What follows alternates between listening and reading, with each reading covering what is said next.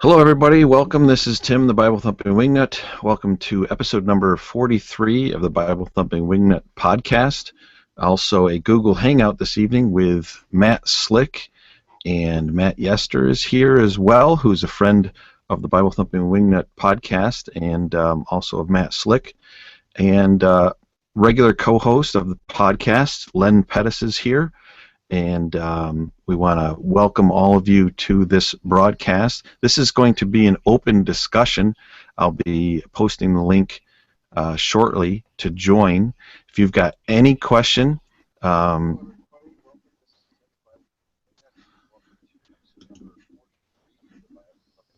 then I hear myself. That's professional YouTube Google Hangout protocol right there. So, yes, we're going to be posting the link to join in the chat of this Google Hangout. So if you've got a question for Matt Slick about anything, you are free to join. I will be screening people before they come into the broadcast just to make sure that you have a question, just to keep things rolling. So, Len Pettis, let's discuss a topic first, you and I. If you don't mind. Yeah. The YouTube Great Debate community. We want to encourage folks to come here and engage. If you are seeking answers, what Christianity teaches, and you and I talked about this a few times on the phone this past week, and it seems to us at least that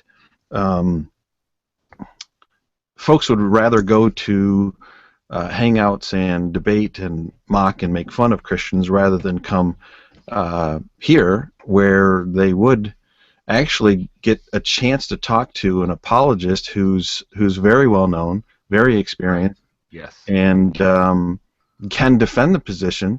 I mean, there are good meaning Christians on YouTube that do apologetics and do their best to answer questions, but I don't see any of those folks, or rarely we see any of those folks here.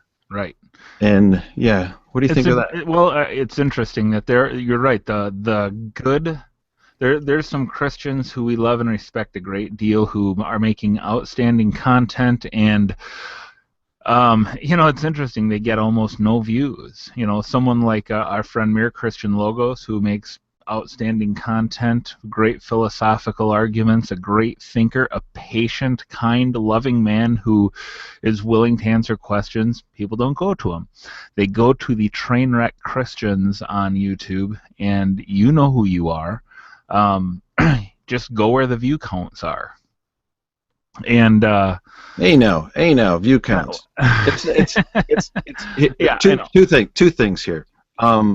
It's not that we feel left out. I mean, because no, not at all. Aaron Ra has been here. Matt Dillahunty's been here, and it's not necessarily a matter of view counts because, the Matt Dillahunty, Matt Slick debate has a lot of view counts. But the frustrating part is when it's open. Right. When we have open hangouts like this, we get very few atheists or unbelievers of any stripe to come and engage with Matt Slick, who can give real, solid biblical answers. And to me, it just kind of seems like this is another. It's more evidence of the truth of Romans 1 and the unbeliever suppressing the truth in their unrighteousness. Look, you don't have to go far to find the truth. We're here. The average home has 4.5 Bibles. Collecting dust on the shelves of homes all over America. So I guess my encouragement to the atheist community and the YouTube Great Debate community is don't claim you want truth when you disregard the people who are willing to have adult, rational discussions with you, and you go to the YouTube Trainwreck hangouts. I guess that's kind of what I wanted to say about it. And I say that with all the love and compassion that I can muster, because it is a frustration. We want to reach people. We want to have discussion. We want to share our faith with you, and we want to tackle your objections. So that's what we're here for. So my encouragement is, most are welcome. Some are not because of conduct that in Hangouts that makes them untrustworthy, but almost everyone is welcome here. Sure. So Yeah. please come, talk to us. Talk to Matt Slick. With that, let me introduce Matt Slick from carm.org, who's falling asleep as we talk. How are you, brother? Doing all right. How are you? Good, good. It's good to see you again. I'm going to step back and post the link and do kind of the production of this Google Hangout, getting people in and out, and making sure first come, first serve. And so with that, I'm going to step out and let you guys chat. I know Len's got some things he wants to talk about. But before you do that, I wanted to just do a little comment on what you guys were just saying. I think your observation is right. A lot of times atheists do it, not just atheists, but all kinds of people will do this, where I'm hearing feedback from, I think somebody's got my speaker on or something from your side. It comes back. At any rate, I will hear a lot of people who say they want truth, but they really don't want the truth. For example, on Pal Talk, there is a room that attacks the deity of Christ. And I've gone in there under different nicknames.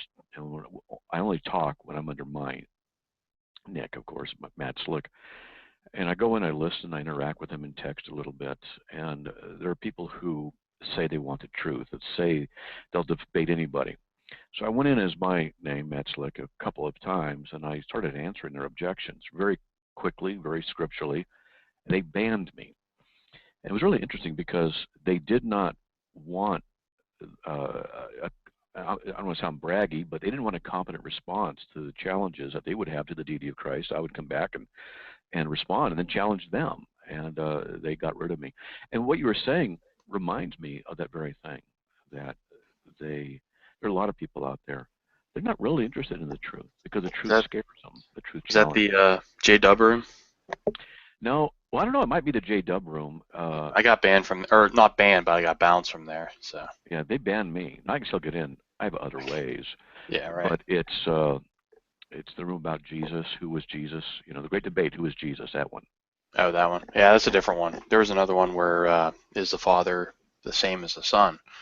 Yeah. So kind of a general name. So yeah, it's definitely run by a JW guy. And I had a good discussion with him for like an hour, just bringing up, straightforward arguments. And then once I presented it to him, he just rejected them. I mean, he couldn't answer them scripturally that actually prove the deity of Christ, and he just never heard them. He just wanted to pontificate Jehovah's Witness theology and not really deal with the arguments put on there. And then it was just a clear bounce. So I mean, I got dotted numerous times during the hangout, so it's really tough to have a conversation with them. Really, really tough. Well, the J-Dubs are brainwashed. The Watchtower has them. Yeah. But the atheists too. I don't know what your experience is, but the religious group that reminds me of the atheists the most are the Muslims. They have the same attitude of superiority, of condescension about the Christian faith, and the same obstreperous attitude. And so, and the same level of ignorance about Christian doctrine. Yeah, yeah. But you know what is interesting, though? I was discussing this today with some people.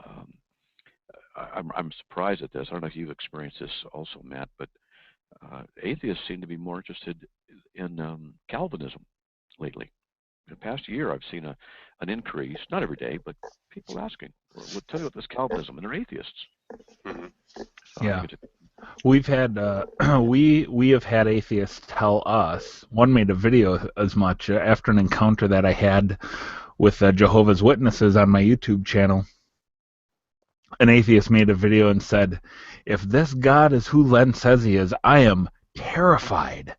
But he later made a video saying, "Look, if God exists, it must be the God of Calvinism because it's the only one that's consistent." Right. But I wrote an article. That reminds me. We were just kind of rambling, but years ago, and it's going to sound a little bit odd, but I was in bed with my wife. She's asleep, and I'm sitting there thinking. This is like 20 years ago. I'm just thinking about God and thinking about things, and I'm like, wait a minute, if that and this, that would mean then this, but that would be. So I got up and I got a pad, and a pencil, and I sat there in bed going, wait a minute, and I'm writing this stuff out by hand. Didn't have a laptop or anything back then. And I'm writing this stuff out, and it became an article that I have on one of my websites called Calvinist Corner. But the article is called Absolutes. Not that it's the greatest absolute article, but I don't know if you guys know who John Frame is. He was the handpicked successor of Cornelius Van Til. He's my professor at seminary. And this was a couple, 3 years after seminary that I wrote this thing. And I wrote it up, typed it up, and I gave it to him. We're out in the parking lot, and this guy could read like 8,000 words a minute. It's just an amazing guy. And he's sitting there scanning, and he looks, and he takes a while. And he looks and he says, very good, but you're making a mistake right here. And he points right to the area. He says, it's too close to having God be the one causing evil. And I looked at it, oh, I see how you're saying that. You know, so it was a nice compliment from John Frame, and I modified the article, but it's up on the Calvinist Corner website, calvinistcorner.com. But it makes sense to say that if God is omnipotent, omnipresent, and omniscient, that there's certain logical consequences to those attributes, which necessitates, well, Reformed theology, if you ask me. Anyway, I just thinking out loud. His decrees in time, in His creation. That's right. Amen. Anyway. So, Matt, I have a question for you. Sure. It's not a question so much as it is an atheist objection to the Bible that I want to give to you. So get your textual criticism hat out. All right. And I'm going to give you an objection as to why we can't have any confidence in the Bible that we have today. You ready? Okay. Okay. So there are 138,162 total words in the New Testament, and over 400,000 textual variants in the New Testament manuscript tradition. That means that there are 3 variants per word in the New Testament. Therefore, we cannot trust the New Testament. What saith you? Well, the theological response is put your hand in front of your face, look to your left, and slap yourself upside the head. It's not a very good argument because they obviously don't understand what a textual variant is, what the issues are. So let me give an illustration of something. Let's say that, for example, let's just say there's a single chapter, the first chapter of John Gospel. We'll just use this as an example. And so let's just say that a scribe copies the first chapter of John, and he does it perfectly, except for one little word. Now, the word for the in Greek is an O in English. It's an omicron with a little rough breathing mark over it, just so it's like a comma over the O, but it's a reverse comma. But at any rate, so let's just say that little O, that single letter, which is the word the, that he forgot to copy it, or he missed it. He just got distracted by a bug, looks away, comes back, looks at the original, and skips the word O. So that would be, in copy 1 now, we have a textual variant, because the original has it, but this copy doesn't. Then he sends this copy out, and it's copied 5 times. Now we have a total of 6 copies with a mistake in it. So we have 6 variants for 1 word. So the 6 copies are sent out all over the place, Mediterranean area, and they're all copied 10 times each. Now we have 60 variants for 1 word. So what happens is that these documents get buried in pots and things like that, and 2,000 years later they're discovered, and people say, wait a minute, look at this. This copy of this chapter over here doesn't have the word ha, or the word the, but we have other copies that have it. And they look, and they'll say, well, we have 100 copies where the word the is there. We have another 100 where the word is not there. So they're going to say in 200 copies, they have 100 variants on 1 word. That's like saying there's 50% variant problem in your copies. But what that is a misrepresentation of the actual problem, the actual issue. It's not 100 variants. It's actually 1 variant copied 100 times. It's 1 variant. So when someone says there's 400,000 textual variants, what they're not doing is saying, they're not counting in, for example, the 5,000 supporting Greek manuscripts might have a single variant like the word the copied 50 times in different manuscript trees. And then that word doesn't occur, and maybe over here it does, and that's it. And they'll say, see, there's 50. And that's the kind of thing that's going on. Actually, textually speaking, it's something like 99.8% textual identical. It's just that there's so many copies in different languages: Greek, Aramaic, Peshitta. There's Latin. There's other languages from the first 1,000 years, and they have variants in different languages. So what these people are doing is they're saying that if all these put together, they have these variants. You see, so you can't trust the Bible. They don't understand really what the issue is. So back to this original, this chapter 1 of John. So the scholars can look at this, and it's the issue of historicity. They look at this, and then they say, look, we found an older manuscript, and it has the word "the" in it here, as does that copy and that copy. So even though we have, let's say, 100 copies that are copied without the word "the," that's 100 variants. They know that the word "the" belongs there in the original manuscript. And so they can say, well, there we go, there's the answer. But it still doesn't make those variants go away because they exist in copies. But it doesn't mean we don't know what the original is. And so what these critics are doing is completely misrepresenting the information, the statistics, the numbers. They just don't understand what they're talking about. And that's why they need to pick their right hand, put it in front of their face, look to the left, and give themselves a little rap upside the head. Does that make sense? Absolutely. Tim, I understand you have a guest ready to talk to Matt. We do. I'm going to add Moonlit to the Google Hangout. I think she's not lycanthropic. Len, did you already add him? I didn't, but let's see. I got it. Got it. You got it? We are welcoming Moonlit to the Google Hangout. I'm not sure your microphone's working. Can you, there you go. Welcome.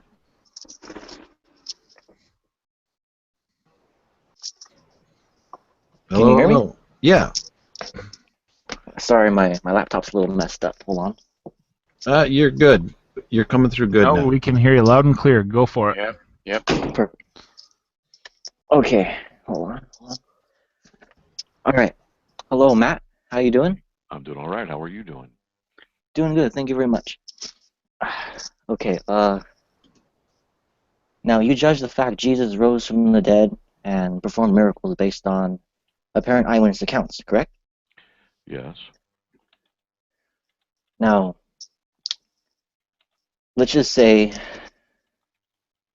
now Buddha, who was probably a historical person, we probably found where he was born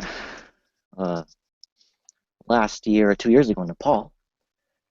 And apparently, judging by what what certain accounts of his life said from his disciples, because he had about 20 disciples, I think, and apparently he performed miracles, and only his disciples account this.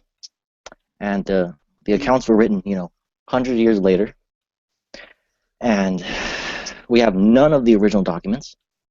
Many of them were distorted, diluted over time.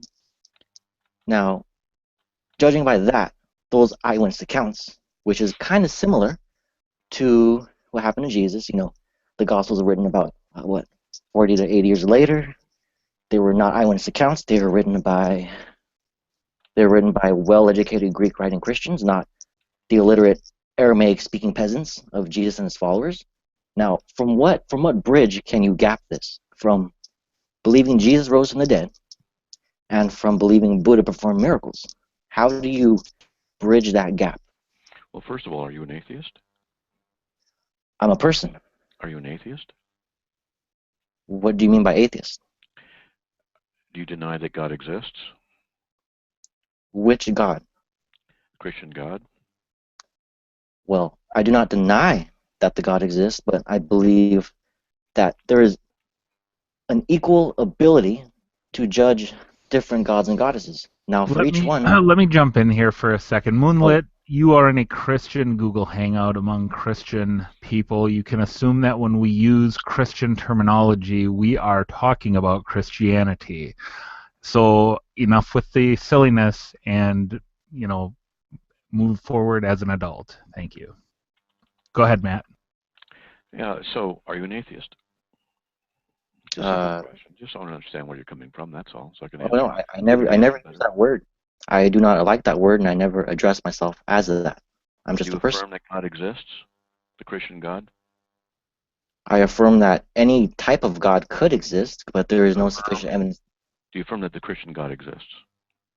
I cannot affirm that without any evidence. Okay, so you don't affirm he exists. So you're an atheist regarding Christianity. Okay. No. Yes, you are. Go on. I'm listening. I got my notes here. You said the Gospels are written 40 to 80 years after Christ, and not by eyewitnesses, and that by basically uneducated Aramaic peasants. Well, that's just not accurate. The book of Acts was written as a historical account written by Luke, and he wrote the Gospel of Luke before he wrote the book of Acts.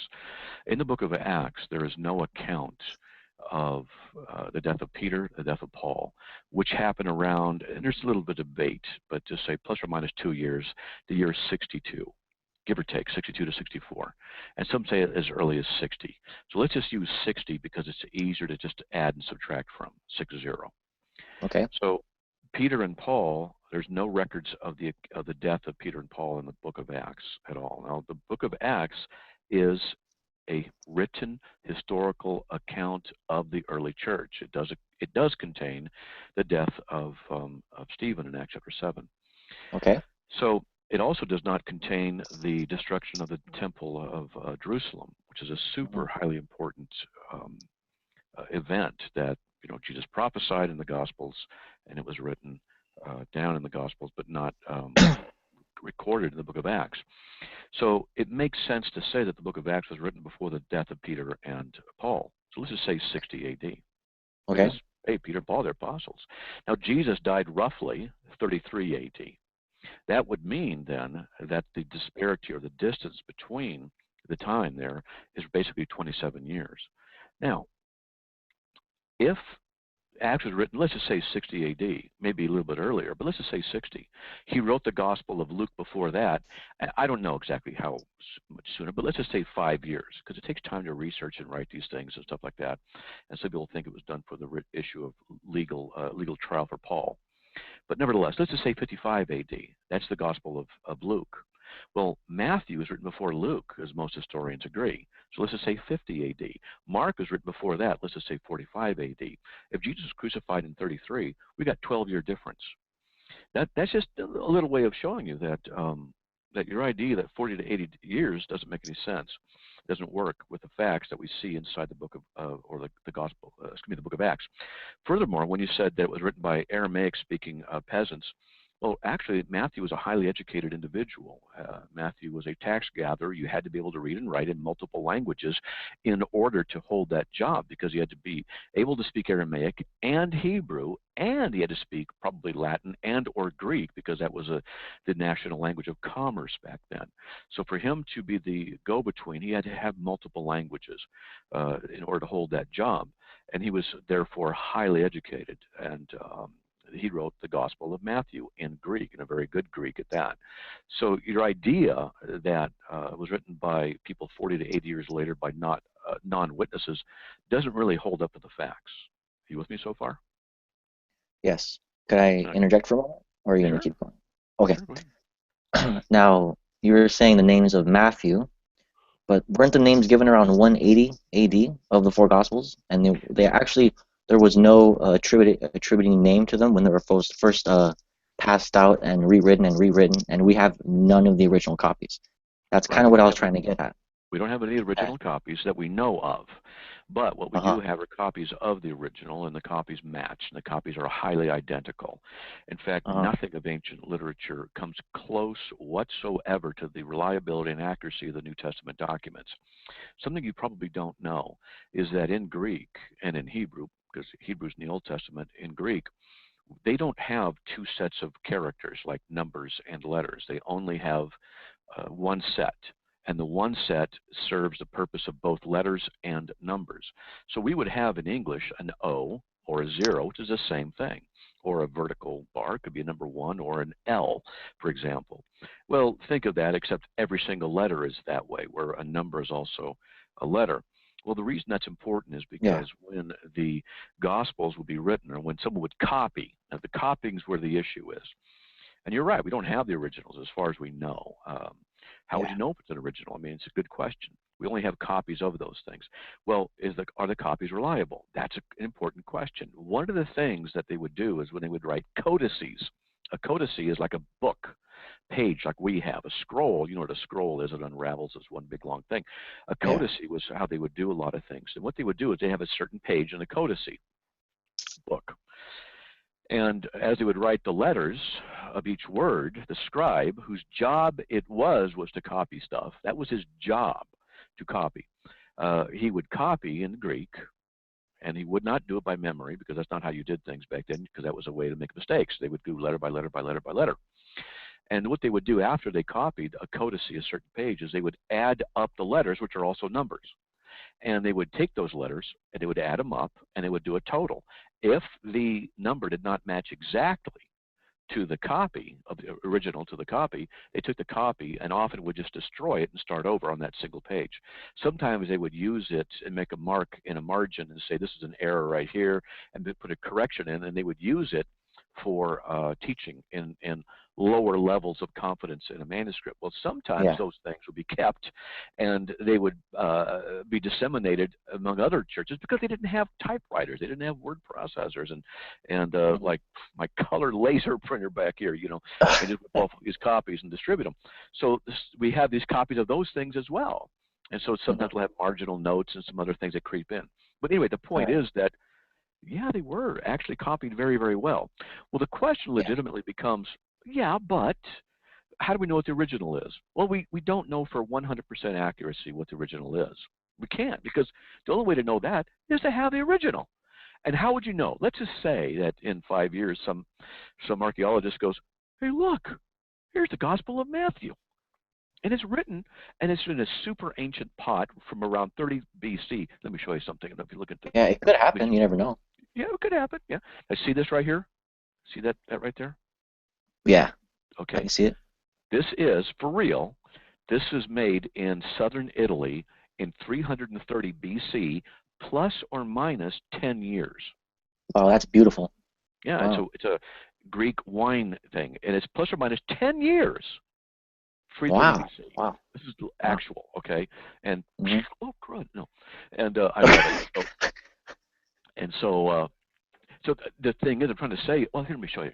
Explain something. I know I'm taking a lot of answers, but look. No, that's okay. The experts would do something like this. They'd say, "Hey, see that edge right there? That's from the so-and-so era of the whatever." I don't know this stuff, but that's what the kind of stuff they do. That's from, that lip is from the era of whatever at this geographical location. See how this lip comes in like that? That's from here. See the foot? Well, that's it. They do this kind of stuff. It's like a fingerprint in history. Interesting. Okay. It really is, and it's like a science. It's like these pots. All right. And so an expert could say, well, that's from a certain place, a certain time, and they have different ones from different cultures. Well, why is it important? Because what if they were to, hypothetically, there's a Gospel of Matthew that was put in a pot like that, and it was found in Israel, and I gotta say this. I just gotta say this. You know, the Dead Sea Scrolls, right? You know, they're found in the 40s. Yeah. I had to brag. I'm sorry. This is a total brag.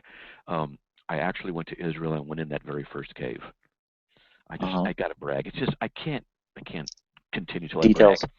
Yeah, it's important detail. So I went in the actual cave anyway, where they found the pot. So if they found the Gospel of Matthew and they dated it from the pottery and the penmanship and of stuff of, say, let's just say the year 35. Let's just say 40, whatever. It doesn't make any difference. How would we know that's the original? We wouldn't know. We'd say it's pretty stinking accurate, that it looks like it might be an original, but we would never know if it's an original. Yeah. And so how are we going to know if it's accurate? So we don't have it. Let's just say we don't have the original. How are we going to reconstruct the original? Take all these codices, the Gospel of Matthew, for example, was copied and put over that geographical area, that one, this one, that one. And the church would copy these things because they were important, and they did it one letter at a time. And they did it, and they would add up these letters. And we have copies of these things. Well, what if you took all of these copies? Let's just say, hypothetically, we have exactly 100. This is representative. We have exactly 100 copies. And let's just say they merge them all together, and they find out that in the first verse, one letter is missing in one place, in 5 of them, let's just say. And 95 they don't, and 5 they do. Well, which is the real letter? Which is the real case? What they try and do is they say, well, generally, this is not an absolute rule, but generally the older manuscript is the better one.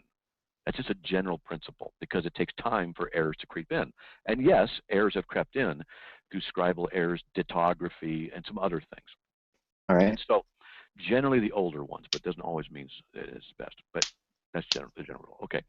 So they find these things, and they find the older manuscripts, and they say, hey, you know what? This error that occurs in 5, this textual error, we can see now from the original, from the other ones, what the real answer is, what the real word is. It does belong here, and they can reconstruct it. This kind of thing is what they do when they reconstruct these documents. It's very precise. It doesn't mean that they've got every 100%, but it does mean that they've got something like 99.9%, 99.85%, I've heard, in the New Testament documents. There's that kind of reliability and accuracy across the documents. So what we do is we conclude that we are accurately reconstructing the original that way. Does that make sense? Yeah. Could I jump in? Sure. Okay. Now, let's do a little thought experiment. Now, the writings that were attributed to Buddha from his disciples, he had about 20 of them. But once again, we don't have any of the originals, just like the Gospels and the Bible, none of the originals. And a lot of them were written and lost and rewritten, and there was a compilation of them at a certain time around 600 years after Buddha probably lived. Now, let's just say, hypothetically, if the documents that we had from his disciples were closer to Buddha's life, which was around 600 BC, 700 BC, around there. Okay. Let's say if they were closer, like you were saying. Let's say we were able to document them, like you were saying, and we were able to get an accurate picture of his life in the subcontinent near India and Nepal. What if it was close to yours, to your idea of the Gospels, but missing that little gap? You know how there's still a little gap from Jesus and the Gospels. Now, how do you bridge the gap? If there were similar circumstances to the disciples of his writings from his disciples, Buddha's disciples, would that then cause you to be like, oh wow, maybe he really did turn that dirty water in the well into clean water? Maybe that would make you think, oh wow, maybe his disciples were right. Maybe they were telling things they really did experience. Would you be prone to think, okay, maybe Buddha was in fact some type of, astral clairvoyant person or something? I don't know, some crazy hooboo-juboo. Sure. But you see, first of all, you said they were written around 600 years after. Well, that gap is immense. That's a long, long time. Let me clarify. Hold on. The compilation of the earlier writings were around 600, but the actual writings from his disciples were after he died, and they were rewritten for at least, probably 200 years or so, and those were lost. No more originals, just like the Gospels. That's what I'm trying to say. Okay, but we have stuff from before 200 years gap in the biblical records and the New Testament documents. Precisely. We have stuff that's much earlier. And the issue of the Buddhist writings, let me just tackle from 2 segments here. One is historically and evidentially, the comparison of the manuscripts doesn't compare to the New Testament documents. They just don't. But if they did. Not as accurate. But if they did, well, then let's work at it from that. If they did, and they said there would see miracles, and we had this evidence that they were written by people who actually knew him, and there's several documents saying miraculous things happen, that I'd say, yeah, miraculous things happen. Yeah, that seems like that's the evidence that supports it. And that would be a problem for you if you're an atheist, because how do you have that as a possibility? There's another set of evidence that seems to do that. I have no problem with that. I believe in the supernatural. I've experienced it, for one thing. Hey, me too. Well, good. And so I have no problem with that. The question then would be, well, what is the truth? And exactly. What is the issue? And then that's a whole other topic. I have no problem with miraculous things happening in other groups and other religious systems, because I do know there's a spiritual realm. I do know the devil can imitate things and do things in different ways. So it doesn't bother me at all that someone else might have a miracle. If someone said that Buddha walked on water, and it seems to be well documented, okay, he walked on water. Doesn't mean he's true any more than Jesus walking on water means he's true by the simple act of that. We have to look at it in the overall context of who he said and what he was and other things. And when it comes to Christ, well, let's just say he outdoes Buddha by quite a bit. All right, I can see what you mean. Okay, but now, what are more things that cause you to believe that the Bible is true? Like, besides the actual documents of Mark, Luke, John, and Matthew. Like, besides that. And Belief besides is your a own subjective subjective... thing. Say it again? See, belief is subjective. So what you're saying is, and I'm not trying to mock you in any way, but what you're saying is, how do you verify your subjectivity? And my belief is a subjective thing. I can't grant that to you. I can't give that to you. And so it's a problem. And so I could only say to you, well, the things that help me believe even more are experiences. Now, I can intellectually back up the Christian faith, and I can talk about historicity, as we just did on the biblical documents, and how impossible it is for other worldviews to be true, and things like that. But you know what? I mean, and I'm not offering this as proof to you, but, for example, my daughter who goes to Japan and just got back this week is blessed by the Lord in so many miraculous ways that when my daughter comes back, she loves the Lord even more. How do you codify that? How do you put it in a petri dish and a microscope and weigh that out? Not at all. Or how about when I get on my knees and I just pray and I say, Lord, I trust you to solve this problem, to deal with this issue, and in ways that only a relationship kind of evidence is manifested, you then see and become aware. You know, I'm married. Don't know if you are, but you know, I love my wife, except for her. You know, her judgment in men isn't really good, but other than that, she's a great woman. And I see her love for me on a daily basis. Once she puts up with me, she loves me in spite of knowing me, etc. You know, well, can I prove her love to you? Her love to me, to you? No, I can't. It's a subjective thing. And this is what the issue of belief is. You say, if you were to say, I'm not saying you're going to do this, but if you were to say, prove to me God exists, well, then you're saying, show me a way to prove from my subjective experience that God exists. I can't do that. So, when you're saying, go ahead. So you're saying there is no objective, like, there is no way you can objectively prove that you're specifically... God exists, but I can't convince you that he exists. Proof is different than persuasion. So, see, your belief is a subjective experience. I can't grant that to you. God's the one who grants that we believe, Philippians 1:29. Our believing is the work of God, John 6:28-29. I can answer your objections. I can demonstrate that it's a logical necessity that God exists by the impossibility of the contrary and say that he exists, but it doesn't mean you're going to believe. But like, you in your own experience, there has been no objective evidence of any kind. There's been no, I don't know, like maybe you saw something, an experience, an angel, or, you know, anything like that. You've never really seen something. You know how some people say they see angels and guardian angels? Have you ever experienced that besides the subjective? Well, let me tell you something. My wife and I buried our son Jacob about 21 years ago. He died in our arms from a birth defect, and I'm not trying to pull an emotional card out, but I need to tell you that. I want you to thank you. I hope it never happens to you or anyone listening. But I need to bring that up for a reason, and you'll see why in a minute.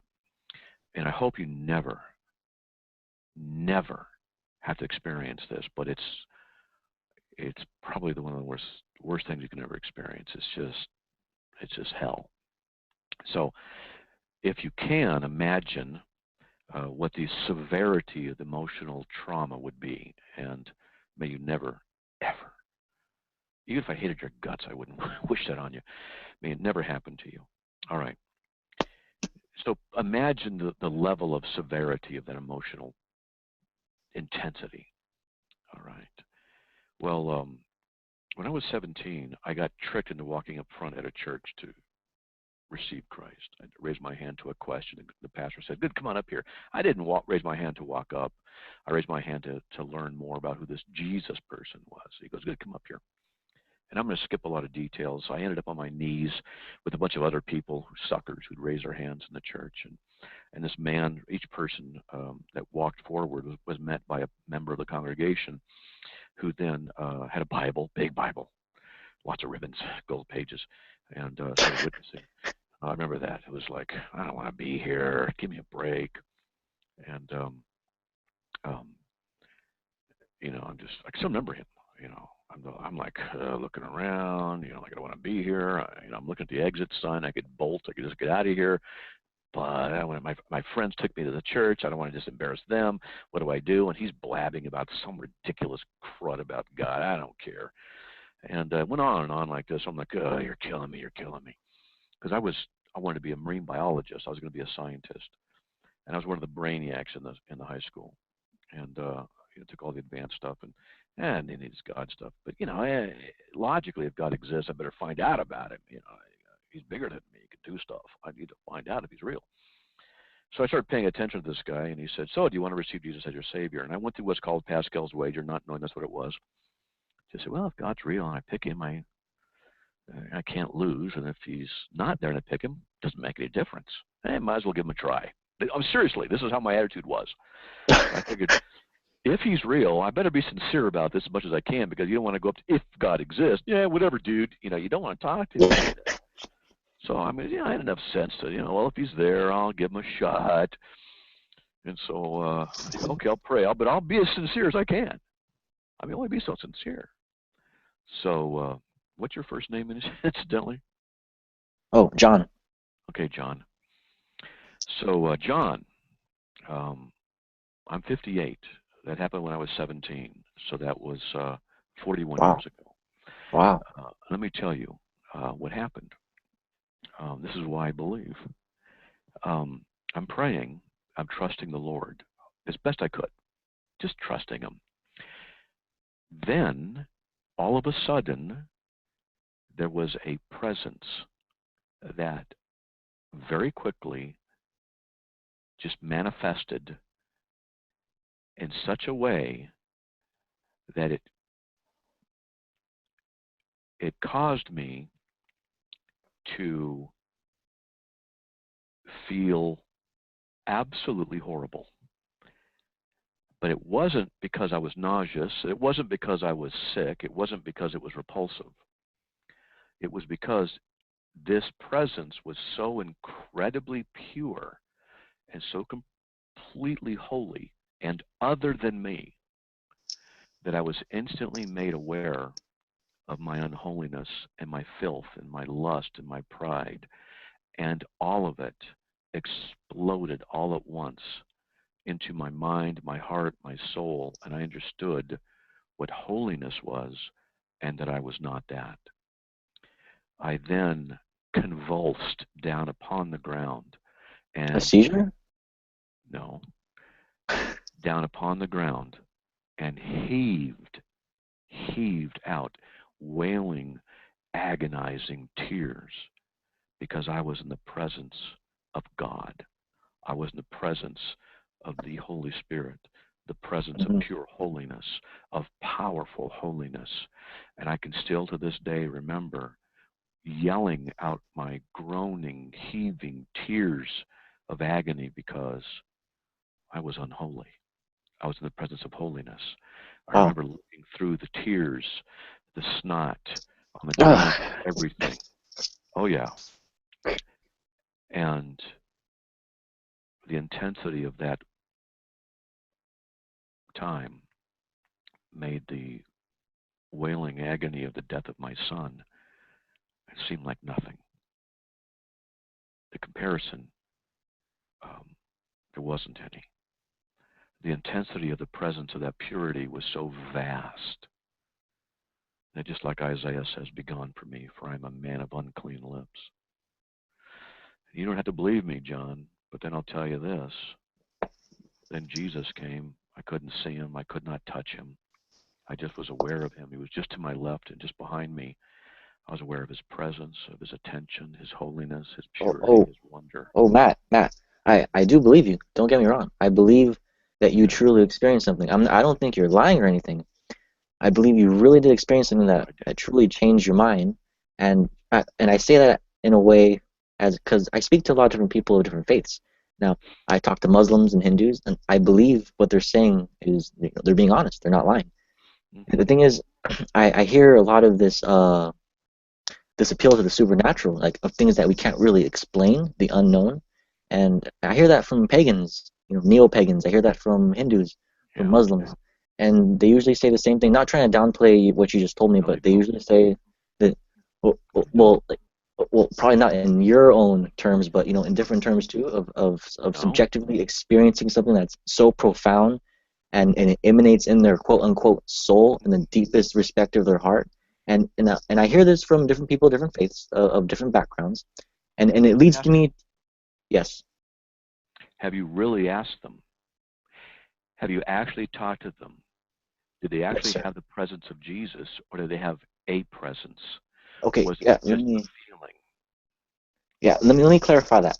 Now, for example, a Hindu I was talking to about a month ago told me that they truly did experience the light and the overwhelming experience of Krishna. And I'm not, of course, I believe them. I don't think they're lying, but they said they felt the holiness of Krishna. And Krishna in Hinduism is the Godhead.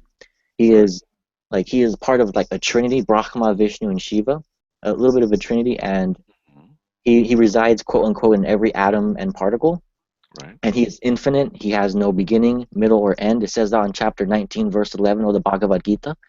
And this Hindu was telling me that they had a very profound experience.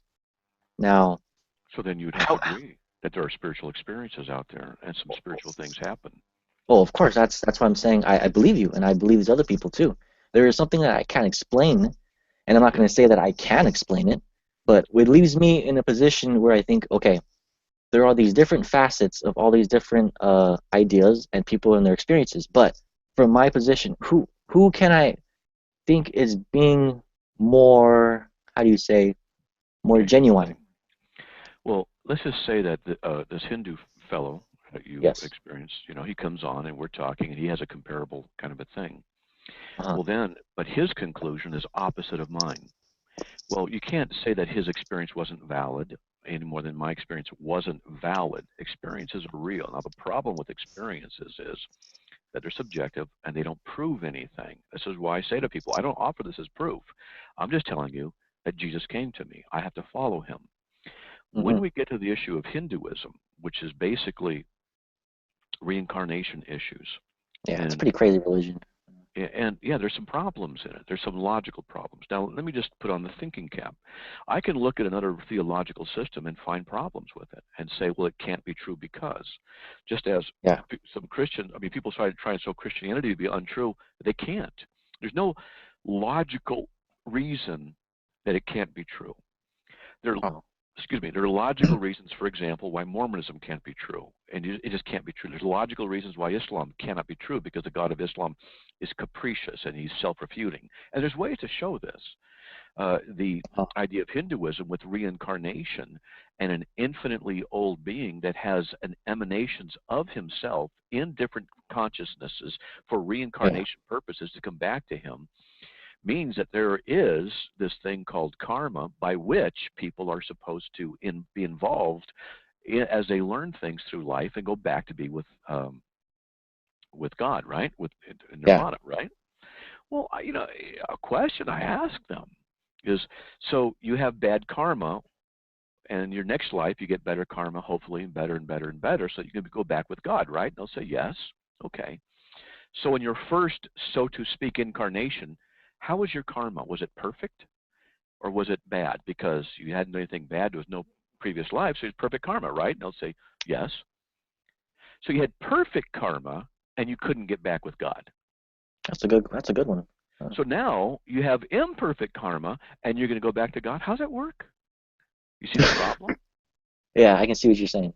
Yeah. So it's like, well, wait a minute. So convince me that your system of perfect karma is going to work. Now, I had one person say, well, they have to learn something, though. You can't learn it unless you have bad karma. Yeah. So wait a Okay. minute. So you had to screw up heavily and learn things, but you came from God anyway. You're part of his essence. You're part of his essence, right? Which is not what Christian theology is, but you're part of his essence. You have perfect karma. You got to learn what he already knows, and yet you have imperfect karma to all these incarnations, and you go back be with him to learn something that he already knew with imperfect karma. How's that work again? And you see, you start asking questions like this, and they don't have good answers for them. It doesn't make any sense. So you can see, well, that can't be true if that's a position that they're going to hold. Well, Christianity, the infinite God, you know, Jesus becoming one of us, dying for our sins, makes perfect sense. I mean, let's put it this way. There's no reason to deny it logically. With Hinduism, you can find logical problems. With Islam, you can find logical problems. So one of the things I will do is look at them logically and evidentially and say, well, they've got problems. It can't be true. And then the point of view is what you're saying. It's your point of view. It's your subjective point of view. But yet, from these different people, from Hindus, Muslims, Zoroastrians, pagans, spaghetti monster worshippers, they can subjectively look into other religions too and see faults while looking into their own and seeing truths. It all relies. But you said, oh, that makes sense. I see that. You kind of go, I get it why Buddhism has a problem in it, right? Oh yeah, there's a lot of problems in a lot of religions. Yeah. But it's just I'm saying from their own point of view. Doesn't have them. Christianity is not self-refuting. It's not self-refuting. It's not inconsistent inside of itself. It works. The other ones don't. Therefore, they can't be true. You know, Christianity is, so to speak, the last man standing. All right. Well, okay.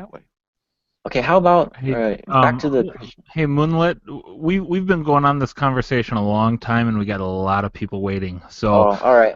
We're gonna move on to our next one. You can feel free to hang. Or you know, whatever, but we're going to move on to our next one, and if we get back around to you, we just want to keep the thing moving. We don't want to have people waiting in chat for an hour. I hope you understand. So. All right, that's fine. Yeah, cool, thanks. Hope that helped, John. So our next caller, I believe, is Antonio, and I am going. You're going to have to unmute your mic, and do we call you Antonio, Tony? Tony is fine. Okay, you are on with Matt Slick. We can hear you great. Go ahead, sir. All right. Cool. Awesome. First of all, I just want to say thanks for having me on. This is pretty cool. It's my first time doing anything like this. And I guess I can kind of consider myself a baby atheist. I used to be a Christian. Baby. And I kind of heard that. Yeah, I kind of heard that term tossed around, baby Christian. So I just kind of said baby atheist, but whatever. I've never heard the term before. I got a kick out of it. Go ahead. So, because I'm just, trying to learn a bunch of stuff and things like that. So I had a question. I just want to know how the Bible was put together, and what about other books that didn't make it.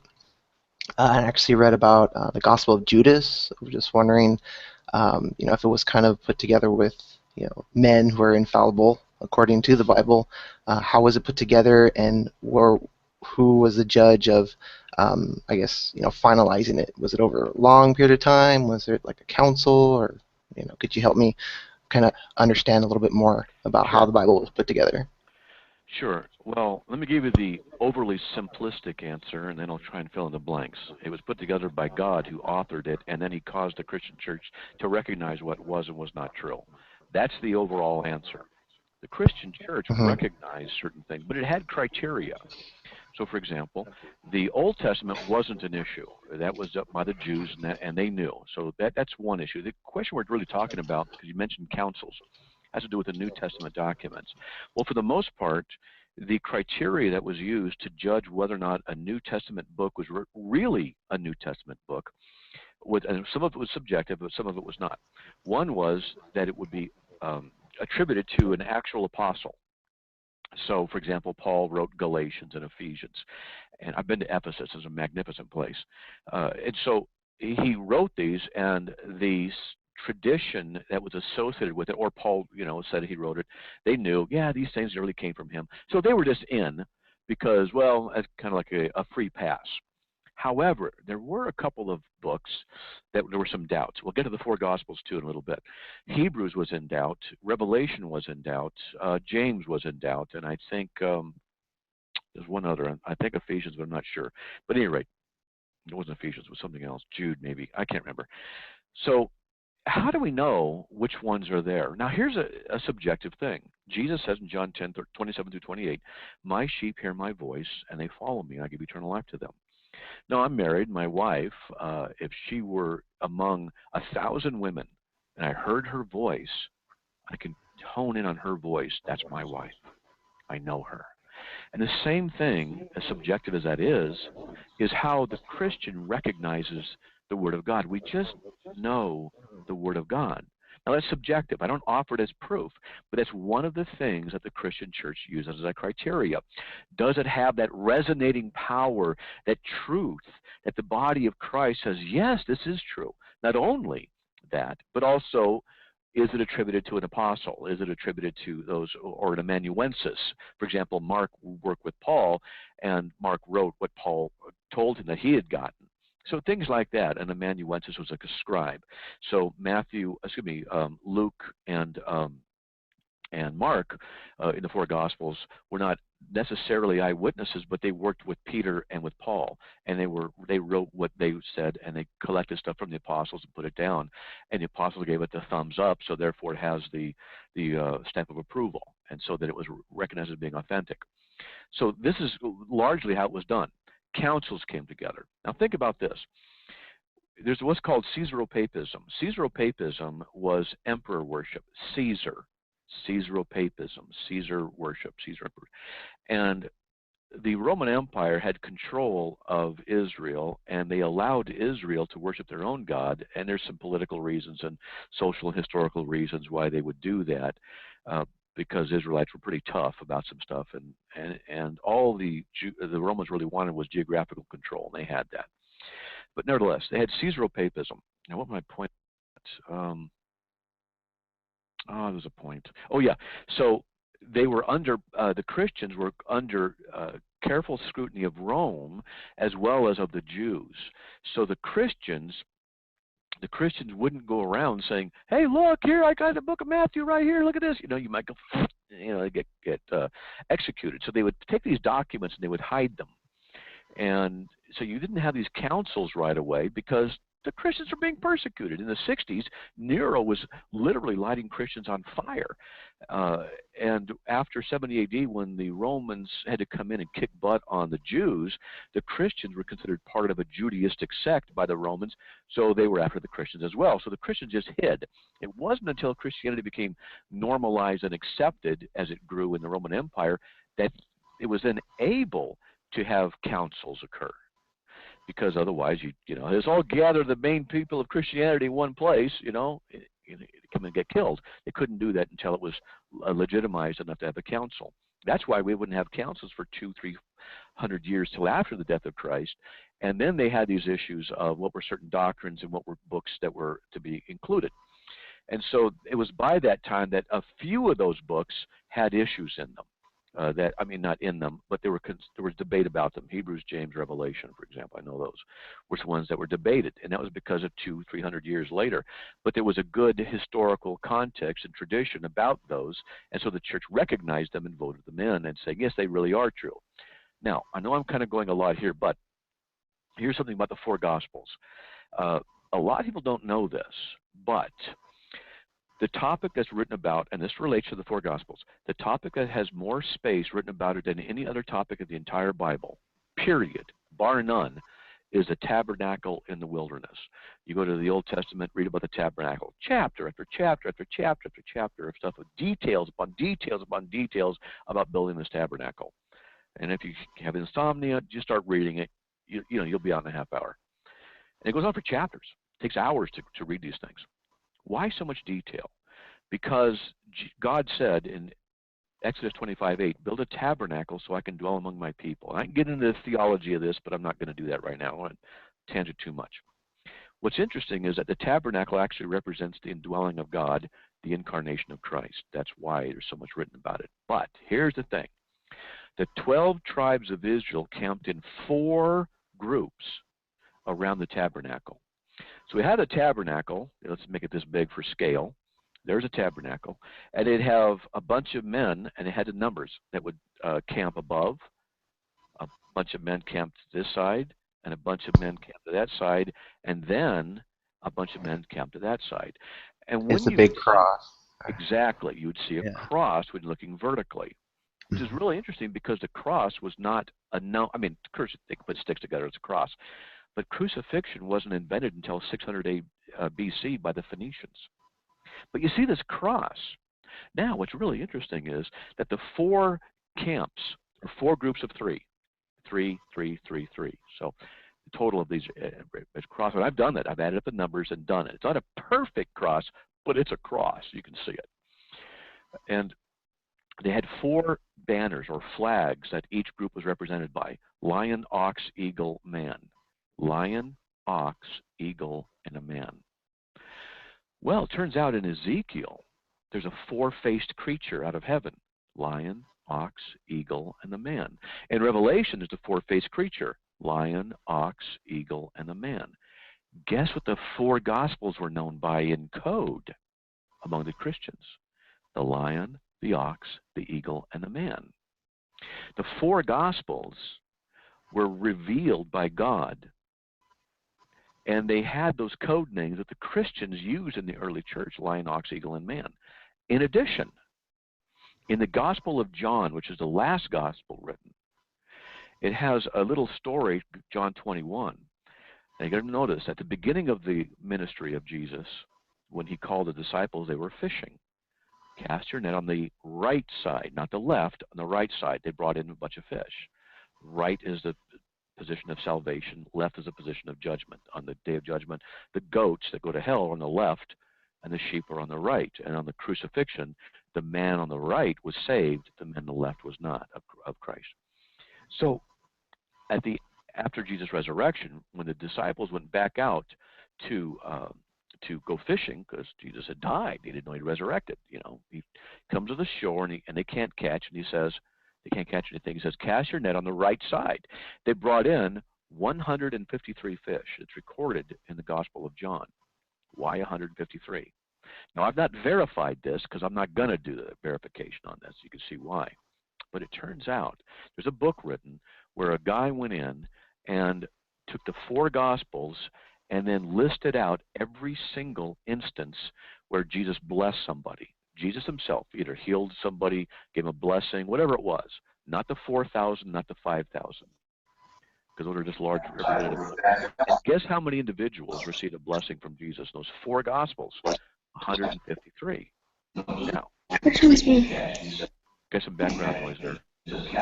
So 153. You just want me to write down where to find them? Okay, I've got some background noise. Okay. So there we go. Okay. Now, Jesus said, I'll make you fishers of men. The word fish, I'll get into some math on that, I won't do that. The word fish there represents individuals, represents Christians. Make you fishers of men. You count 153 fish. They represent a certain number and things like this. We won't get into that stuff. But it seems to be that the 4 Gospels were organized and were ordained to be specifically for, because of this whole pattern that seems to exist inside the biblical stuff in the Old and New Testament. Now, the other Gospels, I'll be done here in a sec. Thanks for being patient. The other Gospels weren't written by the eyewitnesses, nor were they written by the amanuensis of the eyewitnesses. They were written many decades later and never considered to be Scripture. So now we look back and say, well, what about the Gospel of Thomas? It was never considered to be Scripture. They just called it the Gospel of Thomas. It was never Scripture to begin with. The church didn't recognize it. So all this kind of stuff put together demonstrates why we believe what we do about the 4 Gospels and the New Testament documents. I hope that helps. Yeah, that definitely does. And I had one last question. Sure. I've been reading, some Richard Dawkins books. The whole, I guess you can say, the what they call them, the four horsemen of the new atheism books or whatever. What would be your book that you recommend that I read? Because I'm pretty open-minded. I started off as a Christian. My dad was Catholic. My mom was Christian, things like that. So I'm pretty open-minded. I would like, both sides before just so I can be more educated. I've heard you say a lot, that atheists sometimes don't take the time to consider, learning a lot about Christian. So Scaling the Secular City. Let me write that down. Okay. And if you want to hold on, there's another book you can get on evolution. sure. Go for it. Okay. I don't know if I get it so easily, but it's called the Icons of Evolution, I think by Phillips. Let me take a look. I'll find it on Amazon. Icons of Evolution. Mhm. Now, let me tell you something, that if you're going to put your faith in evolution, you better study it, because Right. I would agree. there's some Mhm. problem. The only thing that just to me that stands out the most as far as God creating everything instantaneously, that to me I can't really wrap my head around that, and I'm leaning more towards a slow, gradual build up, kind of climbing up that mountain slowly and not just jumping from a sheer cliff all the way to the top. That's kind of where I'm having the difficulty. Okay, that's all right. But Well, if God exists, then he can do what he wants. He can create. That isn't an intellectually difficult thing to grasp. Now, whether or not it occurred, that's a different thing. But I could discuss some things with you about the necessity of there having to be a God to create, because you can't have the universe without the universe without. I can show this if you want. I can do that. yeah, that's really fun. If we get on the whole God thing, I also wanted to know if God is all powerful. What does all powerful mean? Does that mean he can do whatever's in his nature only? So is he restricted to his nature and his essence? Yes. That's where he's basically restricted to? Yes. So then would it kind of be unfair to say that he can do anything? No, it's not. They can't do anything. It's a very good observation on your point. Incidentally, in the text, I put the name of that book, Icons of Evolution, Science or Myth, Why Much of What We Teach About Evolution is Wrong, by Jonathan Wells. Check it out. That's just one of the books. Okay? Check it out. And it gets into all kinds of stuff. Now, in Christian theology, God can only do what God can do. Omnipotence in the Christian context means that God can do anything he desires. You and I, we can't do anything we desire. All right? I wish I could just make myself look really handsome. I'm really buff, right? It's not happening. All right? And so I've tried many times in front of the mirror. I just get uglier. So God can do whatever he desires, and that's what it means by all-powerful. He has all the power to do whatever he desires, and he can accomplish whatever he desires. So if he desires to create the universe, it will be created. But also, he won't desire that which he can't do, because his desire and his ability are always in perfect harmony. That's not the case with us. A lot of people make a mistake in this. A lot of atheists, you're baby atheists. I'm not trying to mock you. I'm not trying to do that. But let me just tell you, a lot of atheists have their heads up their rears. Okay, some Christians do too. But a lot of them just say, "Oh, God can do anything. Yeah, can he make a rock so big he can't pick it up?" Okay, let's go back to what a non sequitur is and definite. And I try to explain them, and they go, "You're stupid, man." Okay, yeah, that's true. But the biblical position is God can only do what God can do. He cannot lie, for example. He cannot stop being God and then be God again. He can't. There's certain limitations he has. He can only act in a manner that's consistent with his nature. Just exactly what you said. That's true. Interesting. I don't know. I guess because I kind of have my own, view of a God. Like if I was a God, I could do anything. But according to the Bible, he can only do what is within his nature and his essence. That's just logically necessary. Right, from what we can understand. Well, yeah, but I mean, nobody can do what they can't do. Right, I agree with that. You can only do what your nature permits you to do. Otherwise, you couldn't do it. But if you could, then your nature permits you to do it. Right. It just makes perfect sense. We're just applying that logic to God, and of course, you can't lie, cheat, or steal. You can't make mistakes. Okay. He knows everything, so you can't go up to God and say, "Hey, did you hear the one about?" I guess you have, huh? He knows wow. everything. All right. Well, I definitely got some studying to do. I wanted to thank you so much just for having this, dialogue. It's really, really awesome. This is my first time doing something like this, and I literally watch tons of YouTube videos at work all the time on this, and it's very interesting to me. So thanks. Well, can I leave you with one thing though before you go? Sure. I Yeah. got Go for a minute or so. Let me it. ask Go you. for it. If God doesn't exist, then you believe that the universe is the only thing that exists, right? You mean like materialism? Yes. As far as I can only believe, I guess, then I would say yes. to a certain Okay. extent. So when I offer something to you really quickly, I want to show you that your atheism refutes itself. If you're a materialist, your brain ultimately must operate under the laws of physics, chemistry, etc. So it's a bag of sophisticated meat electron arrangements, and that's what it is. Now, that means that whatever stimulus goes in, a certain response must come out. It doesn't mean you're free because you're restricted to the laws of physics and chemistry.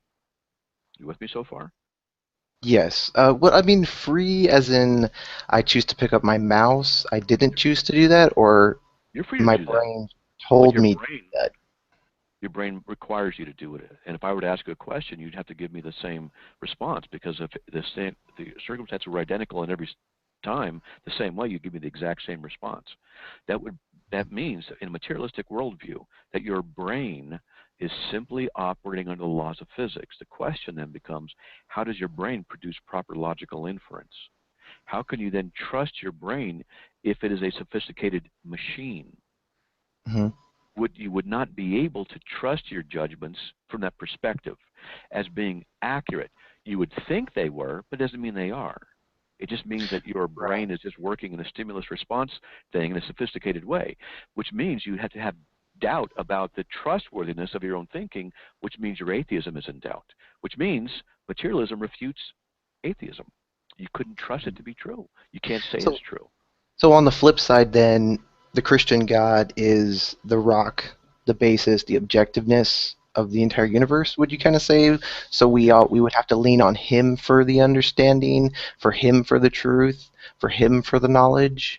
All right. I'm going to introduce you. Sorry, we're going a little bit long, but bear with me a little bit longer. You believe in what's called transcendental. Something that is transcendent does not depend upon the universe for its existence. So if for example, here's my coffee cup. The concept of justice is not in here. It's not like, here's justice, I captured justice. You know what justice is. If I were to lie to you, you'd say, that's unjust, Matt, I shouldn't do that. Hopefully. So justice is a concept. Logical absolutes are concepts. Moral principles are concepts. How about this? Duckness. I use this from the illustration by Greg Bonson. Duckness. You see 3 ducks out there on a pond. You recognize what a duck is. Even though they don't look identical, they're similar. If you were to take each of those ducks and you were to cook them, you haven't destroyed duckness. You've destroyed an instance of the manifestation of a transcendent quality called duckness. You've recognized this transcendent quality, which is conceptual, and you've applied a concept that said, oh, I recognize duckness. Now, I do this really quickly and simply, but here's the thing. You, even as an atheist, are encountering transcendentals. You are walking around and bouncing among the transcendental objects, which are conceptual entities. You recognize justice, you recognize injustice, you recognize moral truths, you recognize the laws of logic, you recognize chairness, duckness, and various concepts. You recognize these things. These are conceptualizations, but they're transcendent in that they're not dependent upon the physical realm. Transcendent concepts imply a transcendent mind. You really can't, from a materialistic worldview, derive transcendent qualities and properties without begging the question, and I can get into that, problems of that. So what you're actually talking about here is the issue that you as an atheist are recognizing transcendental things, but you're trying to do it, if you really start thinking about it, without a transcendent being. And obviously, that would be a problem. So I want you to think in the terms of everywhere around you, you're actually bumping in to God and his transcendent properties. We recognize the existence of something by the properties of its emanation. So this coffee cup, hardness, has circularity and things like that. This phone has certain properties, blackness, certain mass. Properties emanate out of the essence. If you recognize transcendent properties, it's logical to say there's a transcendent essence.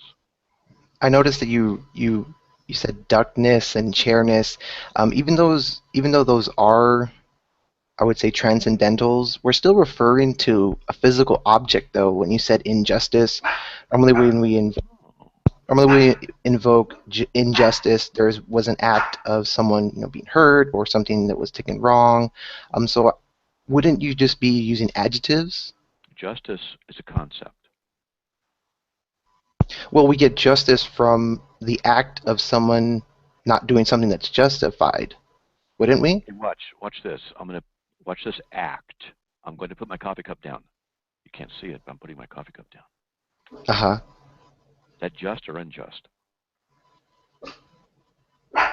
I wouldn't apply those words to the situation. Right. An action isn't just or unjust just by itself unless it's a moral action which has a transcendent quality. So if I were to I see murder somebody, then that action has a quality inherent in it. And we recognize a transcendent quality in an action. You're recognizing transcendentals all the time. Yet, and I'm gonna get on you here. Yet you won't give the glory due to God, who's the author of those transcendentals. Shame on you. Right. Oh, come on. No, but in the fact that, when you said we murder somebody, did anyone ever say, not to, don't murder somebody? It was more of like society. Since I do believe more towards the evolution, I believe we evolved as social animals, normally 2 to 3 groups of people at the beginning. And once they all kind of got together and said, hey, don't murder, then that's when I think language evolved to describe morals. Okay. Morals, let me finish one thing. So morals become true by vote.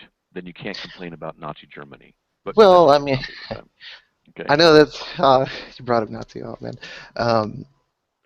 In a sense, they thought they were doing right, and we thought they were doing wrong.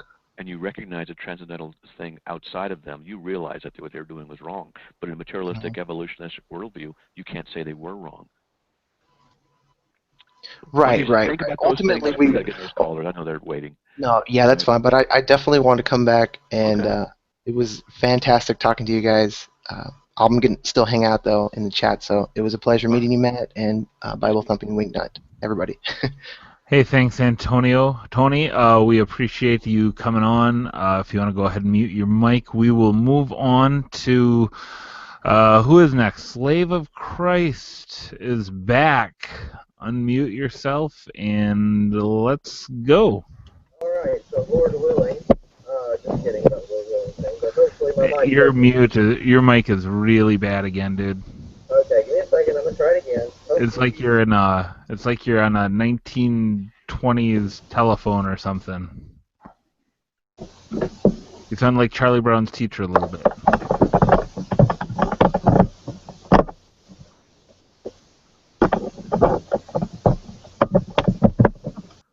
Hold on.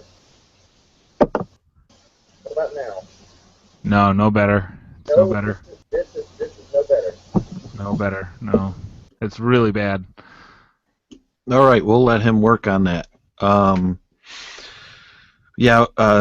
Logan, we heard you moving your mic around or your stand or something, but it got it no better. So we'll go to somebody else. We'll come back to Logan. And I'm going to real quick try Grace. I've been trying to contact Grace in chat. Not sure if Grace has a microphone, but Grace, if you... Yes. Oh, hi, Grace. Welcome to the Bible Thumping Wingnut Google Hangout with Matt Slick. Hi. How are you? I'm doing great. How are you? I'm doing great, too. You got a question for Matt Slick? Yes. Go right ahead. How could God regret something? Because in 1 Samuel, it said that God regretted Saul being king. But he knew that he was going to pick Saul for king, so how could he regret that? What we see, I don't know how old you are, but there's a concept called anthropomorphism. Are you familiar with that word? No. Okay. I'm almost 12. All right. Well, no problem. Let me teach you a big word, okay? It's called anthropomorphism. It's a big word, and it's comprised of 2 Greek words, which means man and form. So it just means that God is appearing and working as on our level, is what it means. So, for example, when Adam and Eve were in the garden, God was walking with them. and Adam and Eve sinned, and then they hid themselves, and God said, as he's walking there, he goes, Adam, where are you? Well, doesn't God know where they are? Of course he knows where they are. So why would he say, where are you? Well, there's lots of reasons. He knew, but he was asking a question on their level to them. So what we see in the scriptures is that what God is doing is he's acting in a manner that we understand that relates to us. So he has to do that because we can't rise to where he is. He has to come down to us. So that's why he would say things like in the Bible, I regret making him. He's feeling sorrow for making him. Well, wait a minute. How could God feel sorrow for making somebody he knew would mess up? Well, the same way, me as a father, I feel sorrow for my child, my daughter, when she messes up. Even though I know she's going to mess up, it doesn't mean that when she does mess up, well, I knew she was going to do that, so I don't feel bad about it. No. If she were to lie, I knew she's going to lie because she's a sinner like anybody else, and she lies. I'm not surprised by it, but even though I knew it was going to happen, I still feel sorrow for it. And that kind of a thing is how it works with God. So he can feel these things. He can say that he has regret for this, but it doesn't mean he didn't know what was going to happen. He's just expressing the feelings at that time that manifest at that time and the reality of what happened. Does that make sense? Yes, sir. All right. So there you go. Are you a Christian? Yes, sir. What church do you go to? Four Oaks. Okay. Okay. What state do you live in? Just curious, just for fun. Florida. Florida. Oh, that's a nice place. Florida's nice. I've been there. It's better weather than Idaho here. Mm-hmm. Okay. So you got any other questions? Did that help enough? That helped. Thank you, sir. You're welcome. And you can go to my website and read up on this kind of stuff. It's on my website. Whole bunch of answers to all kinds of stuff like that, okay? Okay, thank you. Sure, no problem. All right. There you go. That was cool. That was the first 12-year-old on a Bible Thumping Wingnut Hangout. Yeah, that was awesome. That we know of. Well, I wonder how we should have asked Grace how she heard about our hangout. Yeah. She might still be here. Grace, how did you hear about the Bible Thumping Wingnut show? Yes. Have you listened to our podcast before? Yes, sir. You have? That's awesome, Tim. We really need to start watching our mouths and tempering our behavior more if we know 12-year-olds are listening. Oh man. Well, thanks for listening. Thanks for coming on the Hangout. That's really cool. Keep reading the Word. Read that Bible all the time. You. Every day. God bless you, little sister. You know, there have been other 12-year-olds on the show. Chronologically, or? Sorry. You got to say it with a straight face, like you're really serious. You know? Who's our next caller, Tim? Our next guest is Tom. Let me add him to the Hangout. Tom. Tom, you need to unmute your microphone. Okay. And welcome, Tom. How are you, sir? Oh, I think he keeps unmuting while I'm trying to unmute him, and he keeps going on and off. Okay, Tom is here now. Hi. How are you, sir? I'm very good, thank you. Welcome to the podcast, the Google Hangout. You got a question for Matt Slick? Yeah, well, it's a general one, really. I've watched a couple of these videos recently. I consider myself an atheist. I was raised Catholic in the UK, and it's a very tame version of Christianity compared to what I've seen with everyone else in America.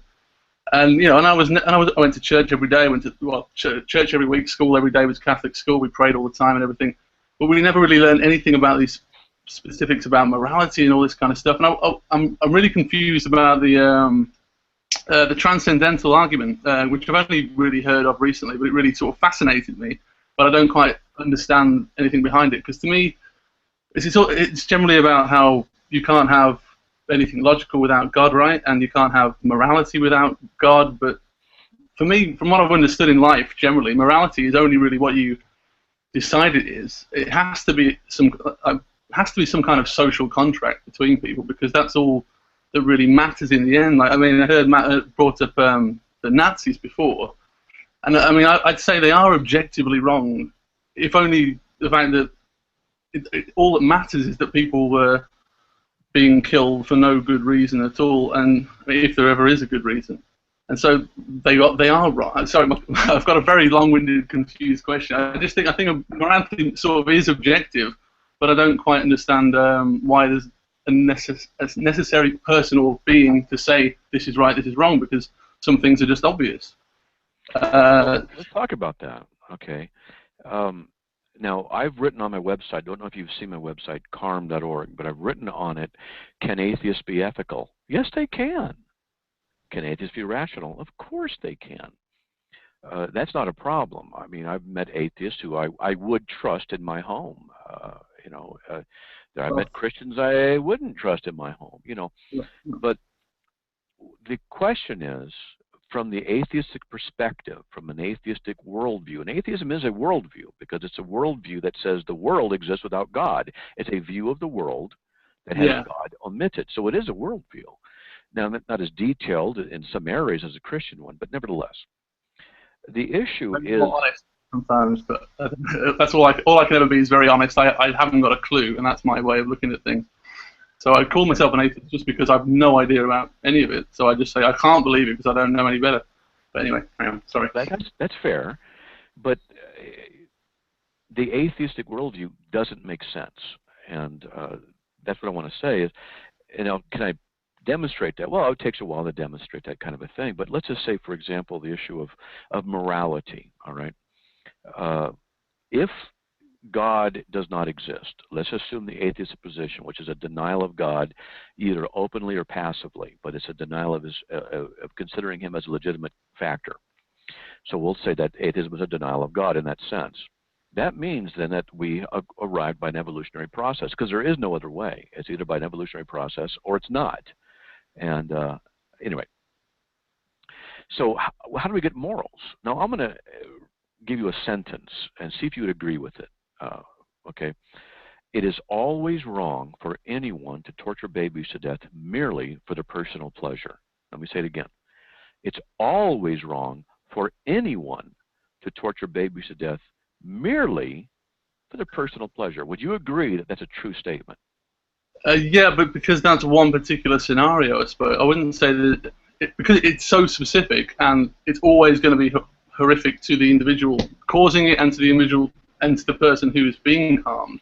Then there's never anything good being happiness and whatever else you want to call it coming out of it. I mean, I can't see how.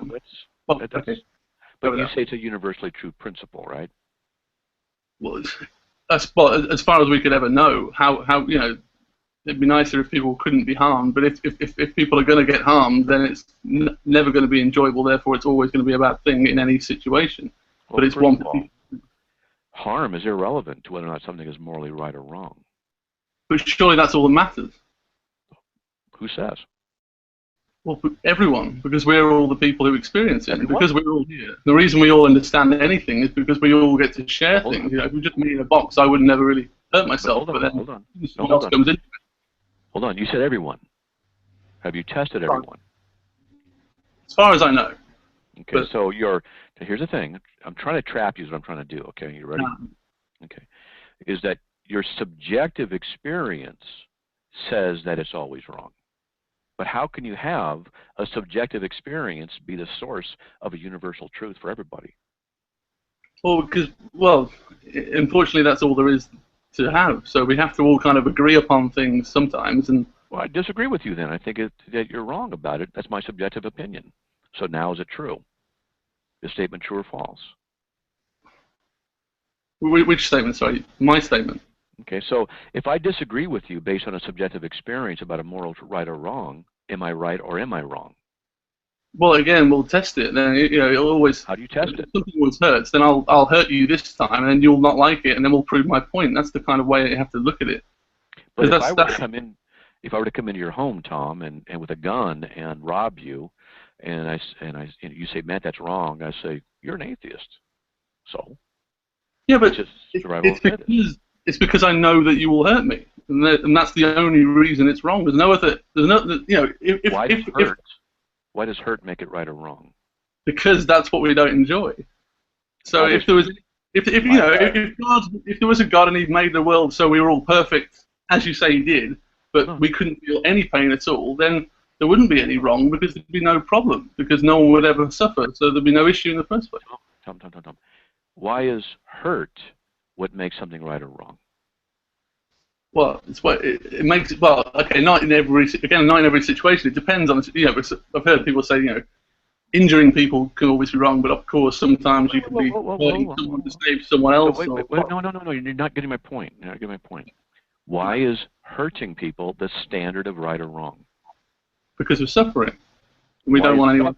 Why is suffering the standard of right or wrong? Because of empathy. I know that it hurts. Why is empathy the standard of right and wrong? Because we want to live in a world that's enjoyable and nice. So why is we want to live in a world that's enjoyable the standard of right and wrong? I suppose because any time we've ever tried anything else, it's been a horrible situation for everybody. So why does that make it right or wrong? Because we want to all live in a nice world. That's all. What else would we want? What else would matter? What I'm trying to show you is that everything you're offering is subjective. You're saying we don't want that. That's why it's right or wrong. But there's a problem with that. What if, hypothetically, for example, society in 100 years determined and discovered that atheism is very harmful to society? Let's just say that's a conclusion. And that it's obvious in 100 years. Boy, if you're an atheist, they just do all the studies. If you're an atheist, you're a problem for society, and they pass a law to kill all atheists. Now, may that never happen, but let's just say that does happen. Does that mean, because now the 5%, let's say there's 5% of the world, of the America's atheists, and they're harming society with their atheism. So then it's the right thing to do to kill them all, isn't it? No, by your logic. It would never be. No, never to kill. What? Because that would be pointless.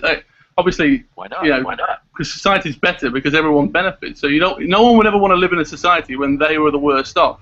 No one would ever want to.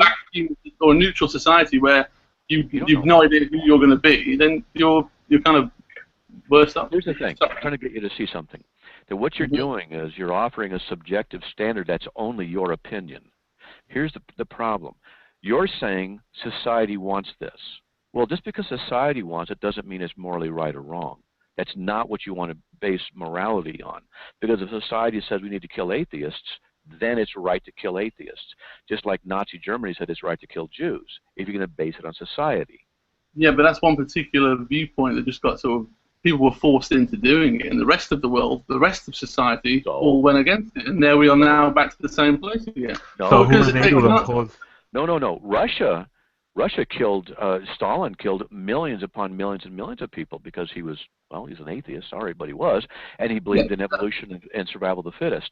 So, but he was messed up as well. So he had his whole own perspective. Yeah, he had a ridiculous perspective, but I don't think that's because he's an atheist. It's because he's a mentalist, and he had a horrible idea and decided his atheism undergirded it because he believed in evolution and the survival of the fittest, so he could justify killing millions. Yeah, but evolution's not survival. It's not survival of the fittest in the sense kill all the people. Was Stalin wrong? Yeah, because millions of people were hurt, and that's all that matters. That's all I can get. That's all that matters. But I can't understand why your version of wrong even makes a difference, because who cares what God thinks? Who cares what the standard means? All that matters is we live in this world, and some things are bad and some things are good subjectively, and we all want to share experiences to make things better. Love is the best thing because we've all done it with each other and realized because we all agree upon it, and that's all we can ever know. So I want to know what better is in agree on it. Say again, sorry. If something becomes right or wrong if you agree on it, the majority agrees on it, it's right. To a point, but not in every sense, obviously. Wait. If you say to a point, then you're appealing to something outside of what you just said is the criteria. You're contradicting yourself. You're saying if the majority believes that something's right, you say up to a point. Whoa, wait a minute. You can't have it both ways. You can't say the majority believes something, that's why it's right, up to a point. Then you're saying up to the point is a standard outside of what you just said is a standard. You're now self-refuting. Well, unfortunately, I haven't, and no one has all the information. I know you believe God has all the information. I can't ever. Okay, sorry. Can I just ask you a question? can I just ask, because I know maybe I am going in circles, and this is where I get confused with all this stuff, but I'd like to know how you know any of it. How you can possibly know anything about God. I want you to do that. I want you to understand something.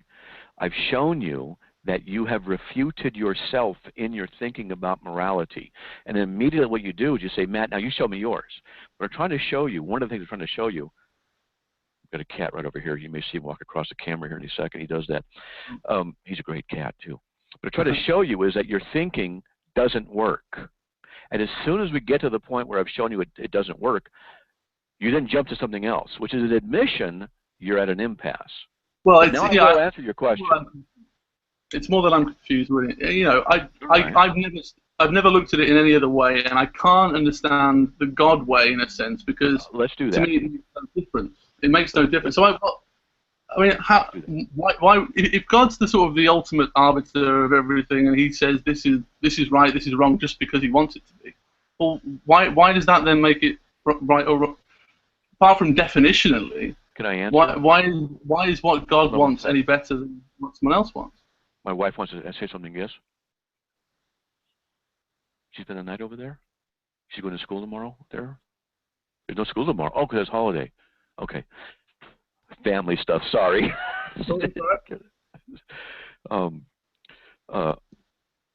I apologize. I do apologize. I missed your last statement. Okay. No, it was basically just that. Why does, even if God says something is right or wrong, how does it matter other than sort of definitionally? Because you know, if right is only what God says is right and wrong is only what God says is wrong. Because in that sense, why does it matter any other way? Because it matters because, well, for one thing, He's bigger than us, and He could do with us as He wants, and that appeals to your idea of pain and suffering. That would make Him right. You should go just from your own thinking. You should abide by Him because He can cause you pain and suffering by going to hell. Just by your own logic, you actually support the idea of. I suppose I'd rather be right in my own sense. I wouldn't care if I got punished if I could just talk to him and ask him some questions. Yes, you will. I tell you, I get you in a headlock, in a martial arts headlock. You'd care. Okay, look. If you're dead long enough, you won't care about anything, will you? That's true. Hell forever will eventually feel pleasurable. Heaven forever will eventually feel like hell. So I think eventually they'll kind of meet in the middle. No, it won't. Anyway. Can't. Yeah. But anyway, so the thing is that that God is the one who is the standard of righteousness, not because He arbitrarily declares something right or wrong, but because He reveals it out of His character, out of His essence, and out of His nature. And since we're made in His image, therefore, what He says about His own character reflects to a degree what's in our own character. So when God says to you, for example, and me, don't lie, it's not because He's trying to ruin your fun. It's because lying has deleterious consequences. And He's trying to get you to enjoy life even better because that's the nature, reality, and truth. Is if lying is bad. Lying is wrong. It has harmful side effects, etc. And it also affects His character. So is it? Well, but you just said it has harmful side effects. So surely that's the problem. Is that the consequences of lying are what make it a bad thing to do. But from your perspective, the consequences, the ultimate consequence is His damning you if you reject Him. So by your own logic, you're obligated to believe in Him. Because if you don't want to have pain and suffering, and that's what makes something good and right, and you're going to go to hell forever, and you don't want pain and suffering, then it's right for you to get out of it. It's right for you to believe in God. But that's still the consequence. That's basically that's exactly what I've said. It's just that we're going to the next level where pain and suffering is in the future somewhere in some alternate reality rather than here and now. It's still the same. Morality only means what stops people from suffering, and that's what I said in the first. From an atheist perspective, suffering is just a voted-on thing. It's a convention. We don't like suffering, so that's why it's morally right or wrong. Most people like suffering, so that makes it right. Let me change the topic a little bit. Let me help you out with something else, okay? Something called Transcendental. You brought this up, so I want to talk about this. That's all right. So you know, if you and I I assume you're in England, right? Well, I'm actually in New Zealand. I live here now, but I'm from England. Okay, you're in New Zealand. So I fly to New Zealand to argue with you about this, okay? Because I want, that's my excuse. I get to enjoy the New Zealand scenery, which is awesome. But anyway, so we're talking about this, and you and I are at a coffee shop, and we're arguing politely, and we look out the window, and we see a man beating a woman. Now, of course, you and I both jump out there and we subdue the guy and he's arrested. Okay. We come back and we're talking about this, and I say, that was unjust. That was unjust what he did, and you say, you're right, that was unjust. Why would you say it? Why would I say it? And is it unjust? And how do you recognize its injustice? What makes it wrong? Personally, because her day was being impacted upon by someone who wanted to make it worse, and that's all it was. You know, if she had a pleasant day, she'd enjoy it. If she didn't have a pleasant day. And the next day, the same thing happens with another man and another woman. And the next day, another one and another one. And the next day, another one and another one. 4 days in a row. We have just experienced 4 instances of the transcendental nature of an injustice. Particular instances of something that you and I both agree that's wrong. And we're recognizing a universal principle. It's wrong. You and I then fly here to Idaho. And we're arguing, and we can't believe it, 4 days in a row outside of another place, the same thing happens. A guy beats up a girl. Universally, the universal principle of an injustice. We agree. But wait a minute. All you're experiencing is a particular instance of a universal principle of a transcendental. You're seeing an injustice. You're experiencing a transcendental, a particular instance of a transcendental property. But what about that action makes it wrong? That she was being, that she was affected. Something bad could have happened, and I use the word bad in that she could have lost some stuff, she could have hurt herself, and that's because that's all she cares about. And surely what she cares about is most important to her, and I can empathise with her, and therefore I understand that that's not a good thing to do. So I won't want, it's to do unto others as you would do to yourself thing. Even though I don't know whether that came from the Bible or not, I think it's like a very clear thing. I don't want to get. I want to live in a world. Let me just work with that. It's my opinion, we're sitting there, it's my opinion that it's good for a man to beat up that woman because he's expressing his dominance and he's the one who should be in there. And when you rush out to stop him, I stop you from doing that. Am I wrong for that? Yeah. Why? Because your way of looking at the world, if that was the way the world, well, for a long time that was the way the world did work, people suffered. It wrong? It's only in the sense that wrong means someone suffers. Oh, so it's not wrong by nature. It's only wrong because you say it's wrong. Well, it's not what I say. It's what nature says, in a sense. It's wrong because well, nature, you have praying mantis eating the heads off their mates. I guess that's what nature says. That's okay then, right? Well, no, it depends on the specifics again. Like obviously, we have evolved past that, so we don't need to do that anymore. We know we can empathize. Can animals empathize? Well, because we defined it in that sense. We know what empathy means. It's that we understand how another creature feels, and we don't want to hurt other creatures because we don't want to be hurt ourselves. Yeah, but you see, Tom, what I'm trying to show you and go different ways. I know, but it doesn't. I don't get the way you begin from. It doesn't seem to it can't. It's wrong because it hurts people. What else matters? I really can't understand what. Why is the standard of hurt the standard of moral truth? Well, only in particular circumstances, I suppose, because that's all that can ever matter. That's all I can't see how any other version. That's your opinion, right? And most people's, and we all live together in the world, and that's why. But no, that's not a universal opinion. There are people who disagree with you. And majority wins. Yeah. Well, it's not a majority wins. Again, it's the majority of better people win in a nicer society, or might makes right. So if they agree with you, they're better people. That's God's way. What you're doing, Tom, is you're offering your subjective opinion as a universal truth. You can't say, as an atheist, that the idea of hurting people or not hurting is the universal truth that you want to apply to everybody without appealing to transcendentals. I don't think we can have any transcendentals. You can't have that in your worldview because transcendentals are concepts. Transcendentals don't depend upon vote. So what you're actually doing is you're refuting yourself. You're appealing to the universality of this is right or this is wrong because everybody doesn't want to be hurt, and yet you can't have a transcendental truth like that apply to everybody, which you can't test is always true, and which is not always true because some people do like the idea of being injured. They think that's a good thing. And they like to have Yeah, these hurting others that think it's a good thing. But then you say, wait a minute, those aren't normal or good people. Well, wait a minute. Now you're applying a personal standard to what is good for everybody, and you're applying a transcendental necessity to everybody out of your non-transcendental world. You're refuting yourself.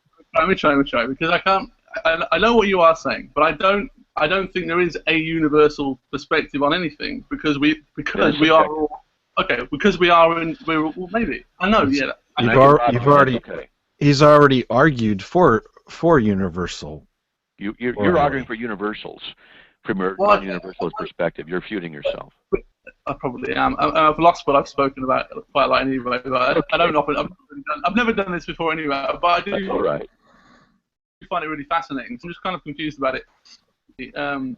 Even if some people do like hurting people, there's still someone in that situation that doesn't like it, and that's what makes it a problem. If two people both like hurting each other, then they can go for it and they can hurt each other all day. And eventually one of them will die, and that's the ultimate end, and that's why it's a problem in a sense. They could like that. There was those two guys in Europe, one sold himself to this one and got into doing is you're just transferring the moral obligation from the act to the goal, to the end. What you're saying is the ends justify the means. I want to ask Tom. Tom, if two people like hurting each other and they fight to the death, are they wrong to do that? I think they're within their rights to do it. That's fine by me. So that's fine. Right? Okay. Is they wrong? I don't think it makes a difference because they're the only people who are suffering. So you can't say it's right or wrong. There's your atheism. Well, I would say, yeah, well, maybe. But then in their world, which is those two of them in a room together, all that matters is those two in a room together. And no one else. You cannot then apply transcendental properties to them or anybody else and say something is right or is wrong. I'm not saying that. Therefore, it's all subjective, and if I rob you, that's perfectly acceptable. No, because then it's you and me, and that's a different situation. In their situation, I got the gun, so I win. No, because I'm involved and I don't like it, and therefore then we have a problem. If they're together, they both like it. No, we don't, Tom. We don't have a problem because the one who has more power, more force takes over. We don't have a problem. You have a problem. That's right. If I have a gun, I rob you. I got more power. I win. That's what makes it right. But that's just you. That's selfishness, and that's why we don't like that either. But what you're offering is a subjective experience that you want to transfer into a transcendental truth. You can't do that from your atheistic perspective. I'm only saying it in certain situations. So most of the world wants to have a happy, safe life. So most of the world enters into this contract. Some of the world don't like that, want to rape, want to rob, want to murder. We don't like them. And you're saying morality is by vote. What the most want is what is. I've never seen this contract. No one faxed it, forwarded it, emailed it to me. I've never seen this contract, but everybody on the atheist side talks about this contract. I think I've got it. I think my emails takes it to the trash bin because it doesn't make any sense. Sorry, I just couldn't. Well, I mean, there's laws, but we're all aware of what we don't enjoy, and maybe and there are going to be outcasts. But that's the only reason they're outcasts, because most of us agree that that's what we don't want to happen in society. That's all. I can't see it from any other perspective. And not that I'm trying to be closed-minded. I just don't understand how any other one makes a difference to anyone else. You could say God wants this or God doesn't want this. Well, why should I care about? Apart from then worrying about my own suffering in the future, which is exactly the same problem, just a bit further down the line. Why does it matter what he says? Because what you're doing is you are offering, I'm trying to say it again, you're offering a subjective experience as a universal principle. Then you kind of sidestep and you're saying, well, then what the majority want. Well, that's a fallacy called argumentum ad populum. What the majority want makes it true. But that's not the issue of moral truth. I'm not saying it makes it true. I'm just saying that's what we all then agree upon. That's what you agree on. So what you agree on becomes morally right. Not what it is right, it just becomes that by vote. And the danger is if the society says that something else is morally right, that's what becomes morally right. But then we could find out what the consequences of those actions are. So if people all said, let's kill atheists like you said, we'd all then look at it and go, well, that's bad for everyone. But then what you're doing is you're transferring the issue of morality to the consequence. Who determines what consequence is the right one or not? Well, everyone. I know it's not. It's the majority thing. And I get it. It's circular. And if the majority of people start saying that we should enslave black people or kill atheists, then that becomes the morally right thing to do. No, of course not. No, it's not. It's not morally right. Because the outcome is still a horrible outcome, even if more. How do you know it's horrible? If we enslave 1% of the population and 99% are benefited by it, then it's the morally right thing to do because it minimizes harm. No, it doesn't, because someone is still being harmed for no good reason. They haven't caused. Let me try a different tact with you. If lying decreases harm, should you lie then? Well, yeah. Why would that matter? I mean, I do lie quite a lot. So then, in our discussion, should you be lying in order to win the argument so that you can reduce harm for others? Because we don't have moral absolutes. It depends on what I'm looking for at this particular moment. I know it's a concept, but I'm not. I could lie now. Shouldn't you then lie? I wouldn't lie in this situation. How do I know you're not lying now? Well, you can't, but you can trust me. And but no you reason. could be lying. You see, if reducing harm is the goal, and the means is okay as long as you get to the goal, and lying is okay to get to the goal, then lying is okay for you. So you could be lying to me right now in order to get to the goal of justifying what the majority wants. No, because, well, I think sometimes lying can be right, and sometimes it can't. So I don't think that's an objective one, because I don't think it ought, because it's a different. It can be applied to multiple situations. Sometimes it's right to lie, sometimes it's wrong to lie. I'd say it's always wrong to lie in certain ways. I can't think of any particular examples now. But sometimes it's nicer to tell people that things are going to be better to make them feel better, even though it's not true. You could be lying to me right now about that. But it doesn't matter if I am, because you could look at everything I'm saying and figure it out for yourself. You should never trust someone just for the sake of it, especially a God that we don't even know is up there. That's the kind of thing I look at. You know, I don't trust anything. But you could say, well, you could say anything to me, then I can go and research it. I could find out for myself, and then work it out that way. That's how I would always do things. I don't see how trust in anything is what. So I might be lying, but what I'm saying is the important thing, not my intentions behind what I'm saying. In this situation, and it's always different in different situations. Always different in different situations. So. Subjectivity. So there is no ultimate right and wrong. It's just subjective to the situation. If harm is the end goal to be avoided, then you should lie to avoid that harm. Then lying would be good. So your perspective would have lying being a good thing. Oops. Make harm better? Anyway, I do find it interesting, but I can't. Okay. I can't. We'll try it again next week then. Yeah. I want to thank Tom for coming on. It's been quite spirited conversation. I want to apologize to Mark because we didn't get to him. But a couple things about, how can right and wrong exist when we are just matter? We're just the product of some explosion that happened, the Big Bang. Where does right and wrong come in? Yeah. There isn't any right and wrong. That's what I'm trying to show as a perspective. An atheist can only argue in circles using subjectivity as a basis, because subjectivity is individual. And when you have a society, when the society agrees what the norms are, or they want to make something right or wrong, then the means to the ends becomes a problem. So if the end goal is to avoid harm, then you could kill somebody else to avoid harm for more. You could justify that from that perspective, or you could lie in order to avoid that harm, or you could steal in order to avoid the harm. Various ways can be justified from that perspective. When the goal becomes a thing, then you have to assume that the ends justify that means, and that's the problem there. Let me ask Tom a question. Tom, you're still there, right? Yep. Tom, was it wrong for us as Americans to enslave the black folks?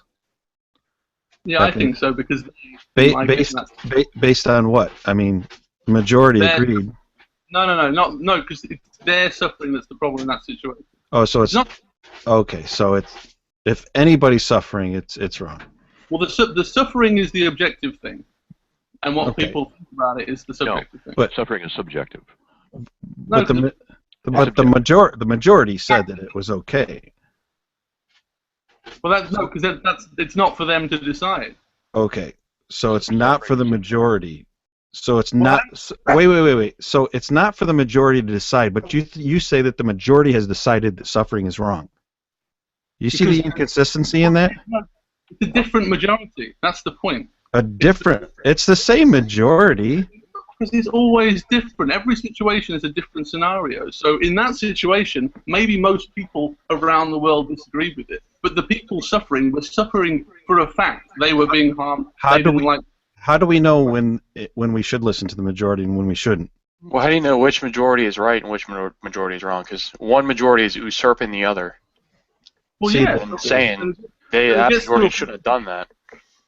And society can get worse and worse and worse, and then it gets better, and then people realize that it gets better, and then they want to stick in that society. Now we all agree that slavery was horrible because we've seen it and we see what happened. The only reason it's horrible is because people suffered. Why else does it matter? Why else would slavery be bad? And suffering is wrong because the majority decides that suffering is wrong? No, the majority, at least now, want to live in a society where they don't suffer. And that slavery is a form of suffering. And it's because the majority has decided that suffering is bad. No, it's well, to a point. They all realize that they wouldn't want to suffer, and slavery is a form of suffering. So why would they want to live in a society? Wait. Your standard for morality is the majority. Well, it's not the majority that it's that the suffering itself is a fact, and I don't want to live in a world where I can suffer. So hopefully we can all agree that we don't want to do that, and then you're appealing to the majority again.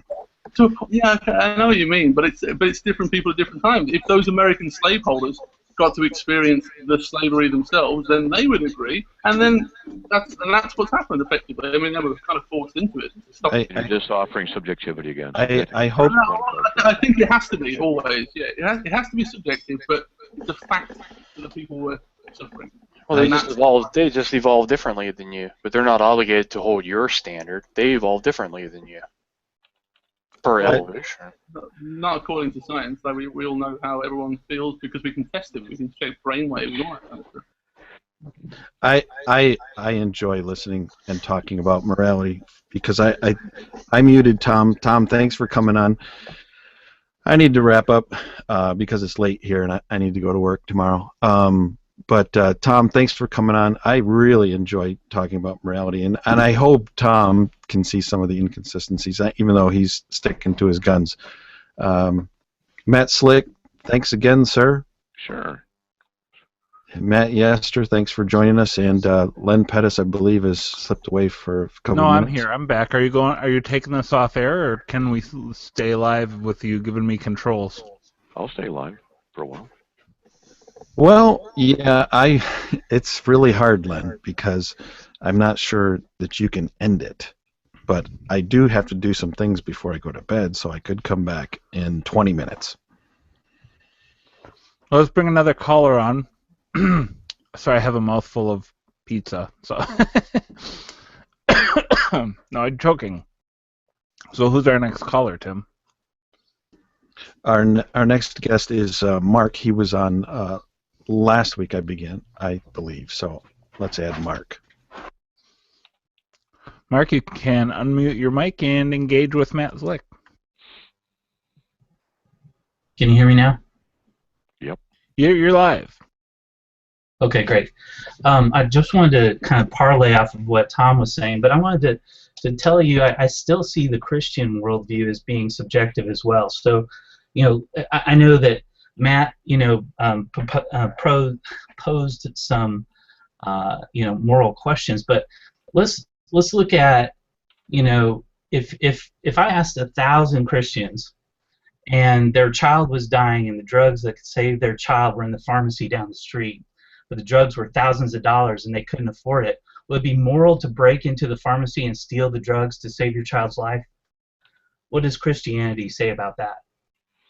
Well, it's a difficult question to answer. It's similar to the question of, are there Jews hiding in your house? You're hiding, the Nazis come to your door and you say no. And you're lying. You know, is it the morally right thing to do? Well, we have these instances in Christian theology in any circumstance where we don't know always the exact right thing to do, and we have to weigh options, and we do the best we can. I heard one theologian say, he would say to the your subjectivity to do that. I'm sorry, what? You have to use your subjectivity to do that. Of course you do. So the Christian worldview is subjective. So I don't understand why you argue wait. don't have a foundation, because you're using the subjectivity same subjectivity that atheists are. No, using subjectivity to a degree doesn't mean that Christianity is purely subjective. Okay. Well, I can give you more moral dilemmas that the Christian worldview, you're going to have half the Christians say one thing and half the Christians say another. So what if half the Christians say one thing and half the Christians say other? You can always find some things that are going to be difficult for Christians to answer. And there are difficult things for Christians to answer. It doesn't invalidate Christianity. It doesn't mean that there is no God. It only means that Christians don't always have the right answer. That's all that means. Okay, so it validates Christian morals on certain perspectives. I don't understand your what was that? It invalidates Christian perspective on certain moral dilemmas. How's it invalidated? Because not all Christians can answer. The Bible doesn't give you answers for specific situations. If you can't, well, if you're an atheist and you can't answer something, does that automatically invalidate your atheism?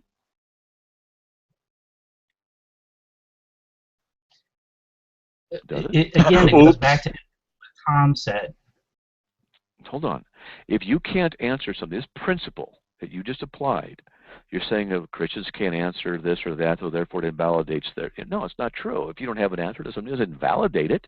It just means that our learning isn't sufficient, or we haven't examined something sufficiently, whatever it might be. But if I were to ask you a question that if you're an atheist can't answer, does it mean your atheism is not true? But you're proposing that the Christian worldview is the right worldview to have. Yes, I am. Mark, you need to answer the question. He asked you a direct question. I'd like you to answer it directly, please. Okay, I'm sorry. Can you say the question again? If you, as an atheist, can't answer something, does it mean your atheism is not true? No. Then if a Christian can't answer a certain moral question, does it mean his Christianity is not true or God doesn't exist? Well, I'm not the one proposing that the atheism and the social contract... Again, I'm going to ask you to answer the question directly, Mark. You have a double standard. I thought I did. No, you didn't. You went into dodge mode. He asked you a direct question. I'd appreciate it if you answered it directly.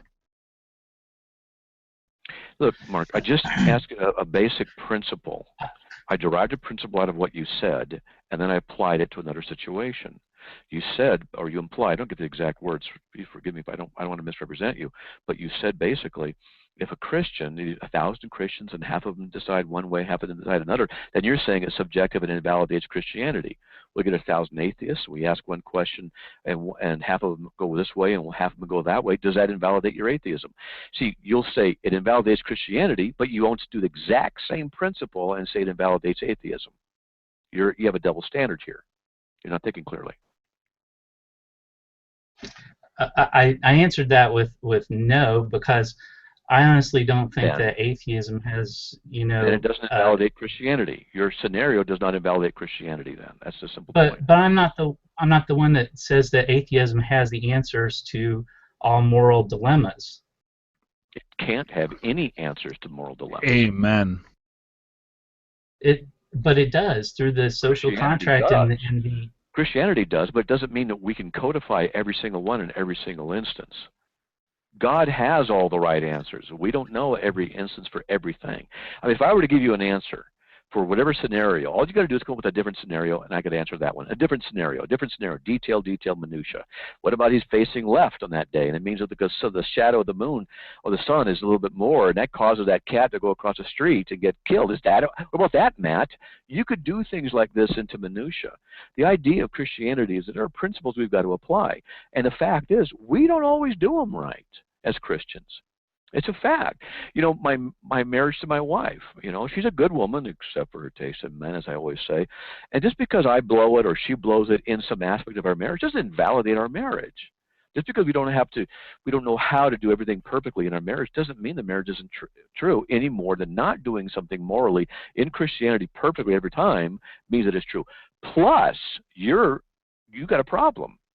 Because if you want to say that there's a moral dilemma in Christianity, well then you're assuming the validity of Christianity in order to argue that. You can't say there's a moral dilemma from your perspective because there are no moral dilemmas from an atheist perspective. You have to assume the Christian worldview in order to propose a paradox. But from your perspective, there isn't any paradox because there is no moral absolute. It's an irrelevant issue.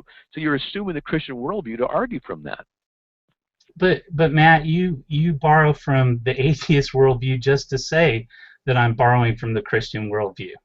And yet half of atheists would say that atheism is not a worldview. So you say it is, the other half say that it isn't. So you all disagree, therefore atheism is invalidated. So Mark, show me what you... No, it's not invalidated, Lynn. You're borrowing from my worldview just speaking. How? Well, you know, a lot of atheists are naturalists, and naturalists believe in atomic theory, and oxygen is part of atomic theory. So in order to speak, oxygen is forced through a Christian's windpipe to change sound waves, which are heard as words. So furthermore, atheists believe that medial temporal lobe, the inner part of the temporal lobe near the divide between the left and right hemispheres, is involved in declarative and episodic memory. So deep inside the medial temporal lobe is the region of the brain known as the limbic system, which includes the hippocampus, the amygdala, the hypothalamus, you know, all the other different organs of the brain, which are particularly relevant to processing and memory. And so where do Christians deny any of these things? Let me get him. Hold on. He just shot himself in the foot. And I step away, and look what happens. Mark, how do you know what you're saying about the brain and everything is true? Because I've studied it. Okay, so your brain told you it's true. Now you're a naturalist, so everything operates under natural physical laws. Does your brain produce a proper logical inference by which you can know these truths are absolute? Yes. Okay, how do you know that? If you use your own brain, you're begging the question. And if you admit it's begging the question, you're appealing to something outside of your brain, which refutes your premise. But if you don't appeal to something outside of it, then what you're doing is begging the question, which also refutes your premise. I'm not begging the question. Yes, you are. Do you know what an MRI brain that operates under the physical laws and is limited to the physical laws is producing proper logical inference by which you can deduce things about the brain itself. Do you know what an MRI is? Yes, my wife has them. Do you know what an fMRI is? Okay, look, you understand what I'm saying? No, he doesn't. You know, he doesn't. You're simply saying that your brain is producing the issues of truth. If your brain is restricted to the mere physical laws of nature, then how do you know your brain is producing proper logical inferences? Because we have tools that can measure that. How do you know that from your brain? If your brain is simply operating under the laws of physics, how do you know? What I'm trying to explain to you are the tools that scientists use to determine that. Functional MRI. Matt, can I just jump in here? Nobody's questioning the validity of the MRI or those things. So, but how do you know that you are reading them properly? How do you know that you have a proper understanding of those, according to naturalist materialism? Because I understand science, Len. You're begging the question. Yeah, I do because I do. You're saying I do because I do. What is truth objective or subjective? Is it absolute? I don't. Again, it goes back to I'd like you to just answer a question directly once.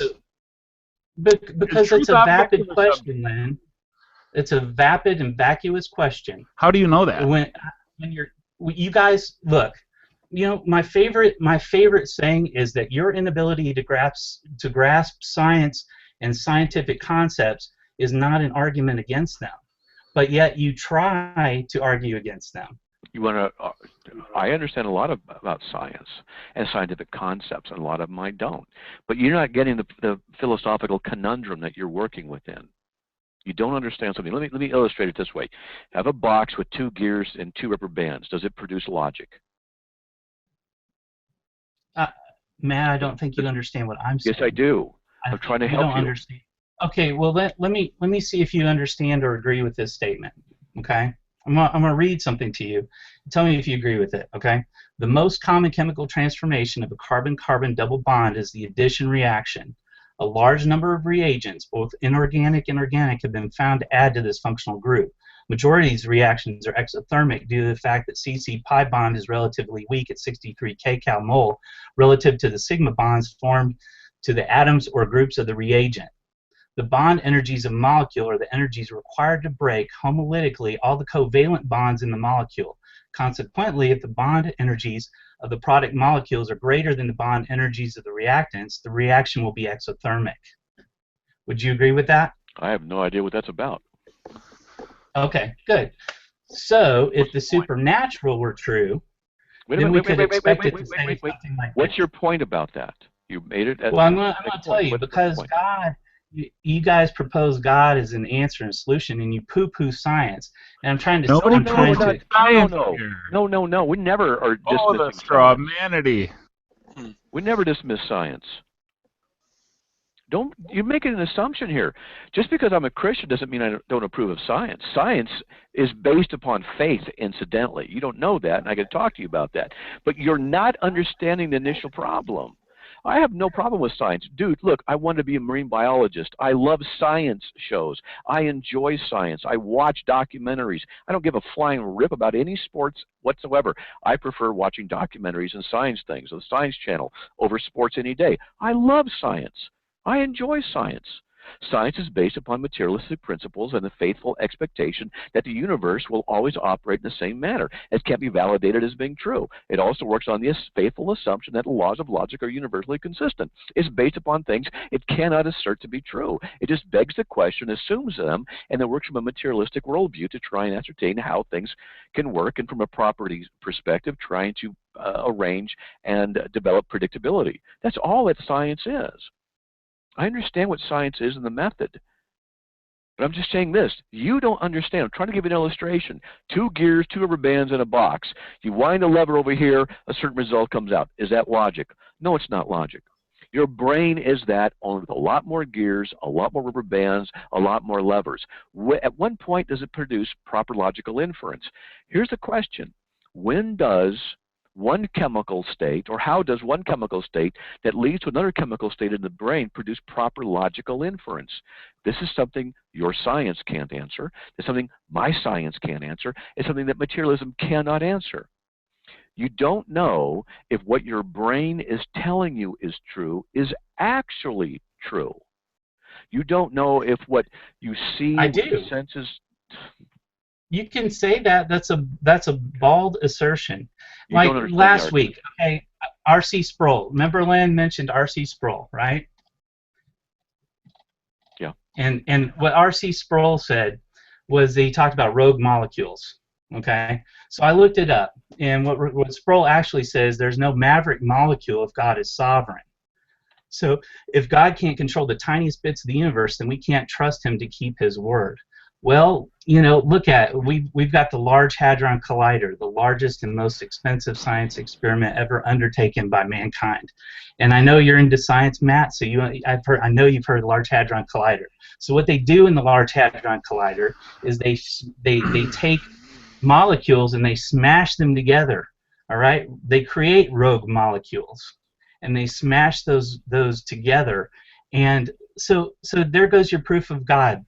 God is not sovereign. So start studying. R.C. Sproul was illustrating something, dude. Let me tell you, you don't understand you don't even understand the issue here. What I'd recommend you do. Let me put something in here. I'm going to put a link in here to an article I've written on materialism and self-refuting. Seriously, go through and read the article, because you have to understand the article, and you don't understand the argument against what you're saying. And this is important. Well, I have a book on organic chemistry I want you to read, Matt. Okay? And it explains exactly what I've laid out for you. Okay. Okay, and how the brain functions and how it works. Yeah. Okay. And how he's gone. Yeah, I booted him from the room. Yeah, he doesn't know. He doesn't understand. No, he is that all wasn't broadcast, no receive. That wasn't That wasn't very Christ-like of you, Len Pettis. I know. Sometimes I just can't help myself. Wait a minute. The reason why you booted him is because he just disproved the existence of God. We can't handle it. We can't handle it. Handle the truth. No, the bottom line is he was all broadcast, no receive. He wasn't listening. Yeah, he was just waiting for his turn to talk. And let's see how many people I can impress with my massive vocabulary and all this jargon. And all he demonstrated is that he has no clue about one thing, our did not faith. That understand he, the argument. no, not at all. Did not get it, and he repeatedly showed he didn't get it. Right. He needs to study the argument, and that's it. He needs to study the argument. It's real simple. It's real simple, and it does. It's a huge problem in atheism, but just him denying it doesn't make the problem go away. Okay, Right, yeah. okay. Let's wrap this up. But explain to me. His argument was that the collider thing. The Large Hadron Collider proves our It proved that God's not random, so that proves God doesn't exist because no. It proved that Darcy Sproul about God saying there weren't any random particles, but we have one, therefore God can't exist. Did he say that God didn't exist or he wasn't did he say sovereign? Didn't he say sovereign? Yeah, or something like that. It was just bad thinking all the way around. Sorry, but it wasn't very good. I'm sorry. Mark, I'm sorry. I do not approve of Len Pettis booting you from this Google Hangout. I think it was completely... I'm a rogue molecule in the Bible thumping wingnut. There you go. I went rogue, baby. I want Mark to come back on another episode. Yeah. We could talk again. But I think our discussion with Mark was good. Tom and other people. I hope you'll come back. Thanks everybody. Thank you, Matt Slick. Sure, no problem. So I am going to end this Google Hangout podcast, and what you guys do offline is up to you. But we'll be back next week, same time, same channel. Thanks everybody for tuning in, and may God bless. God bless. everyone. We'll see you.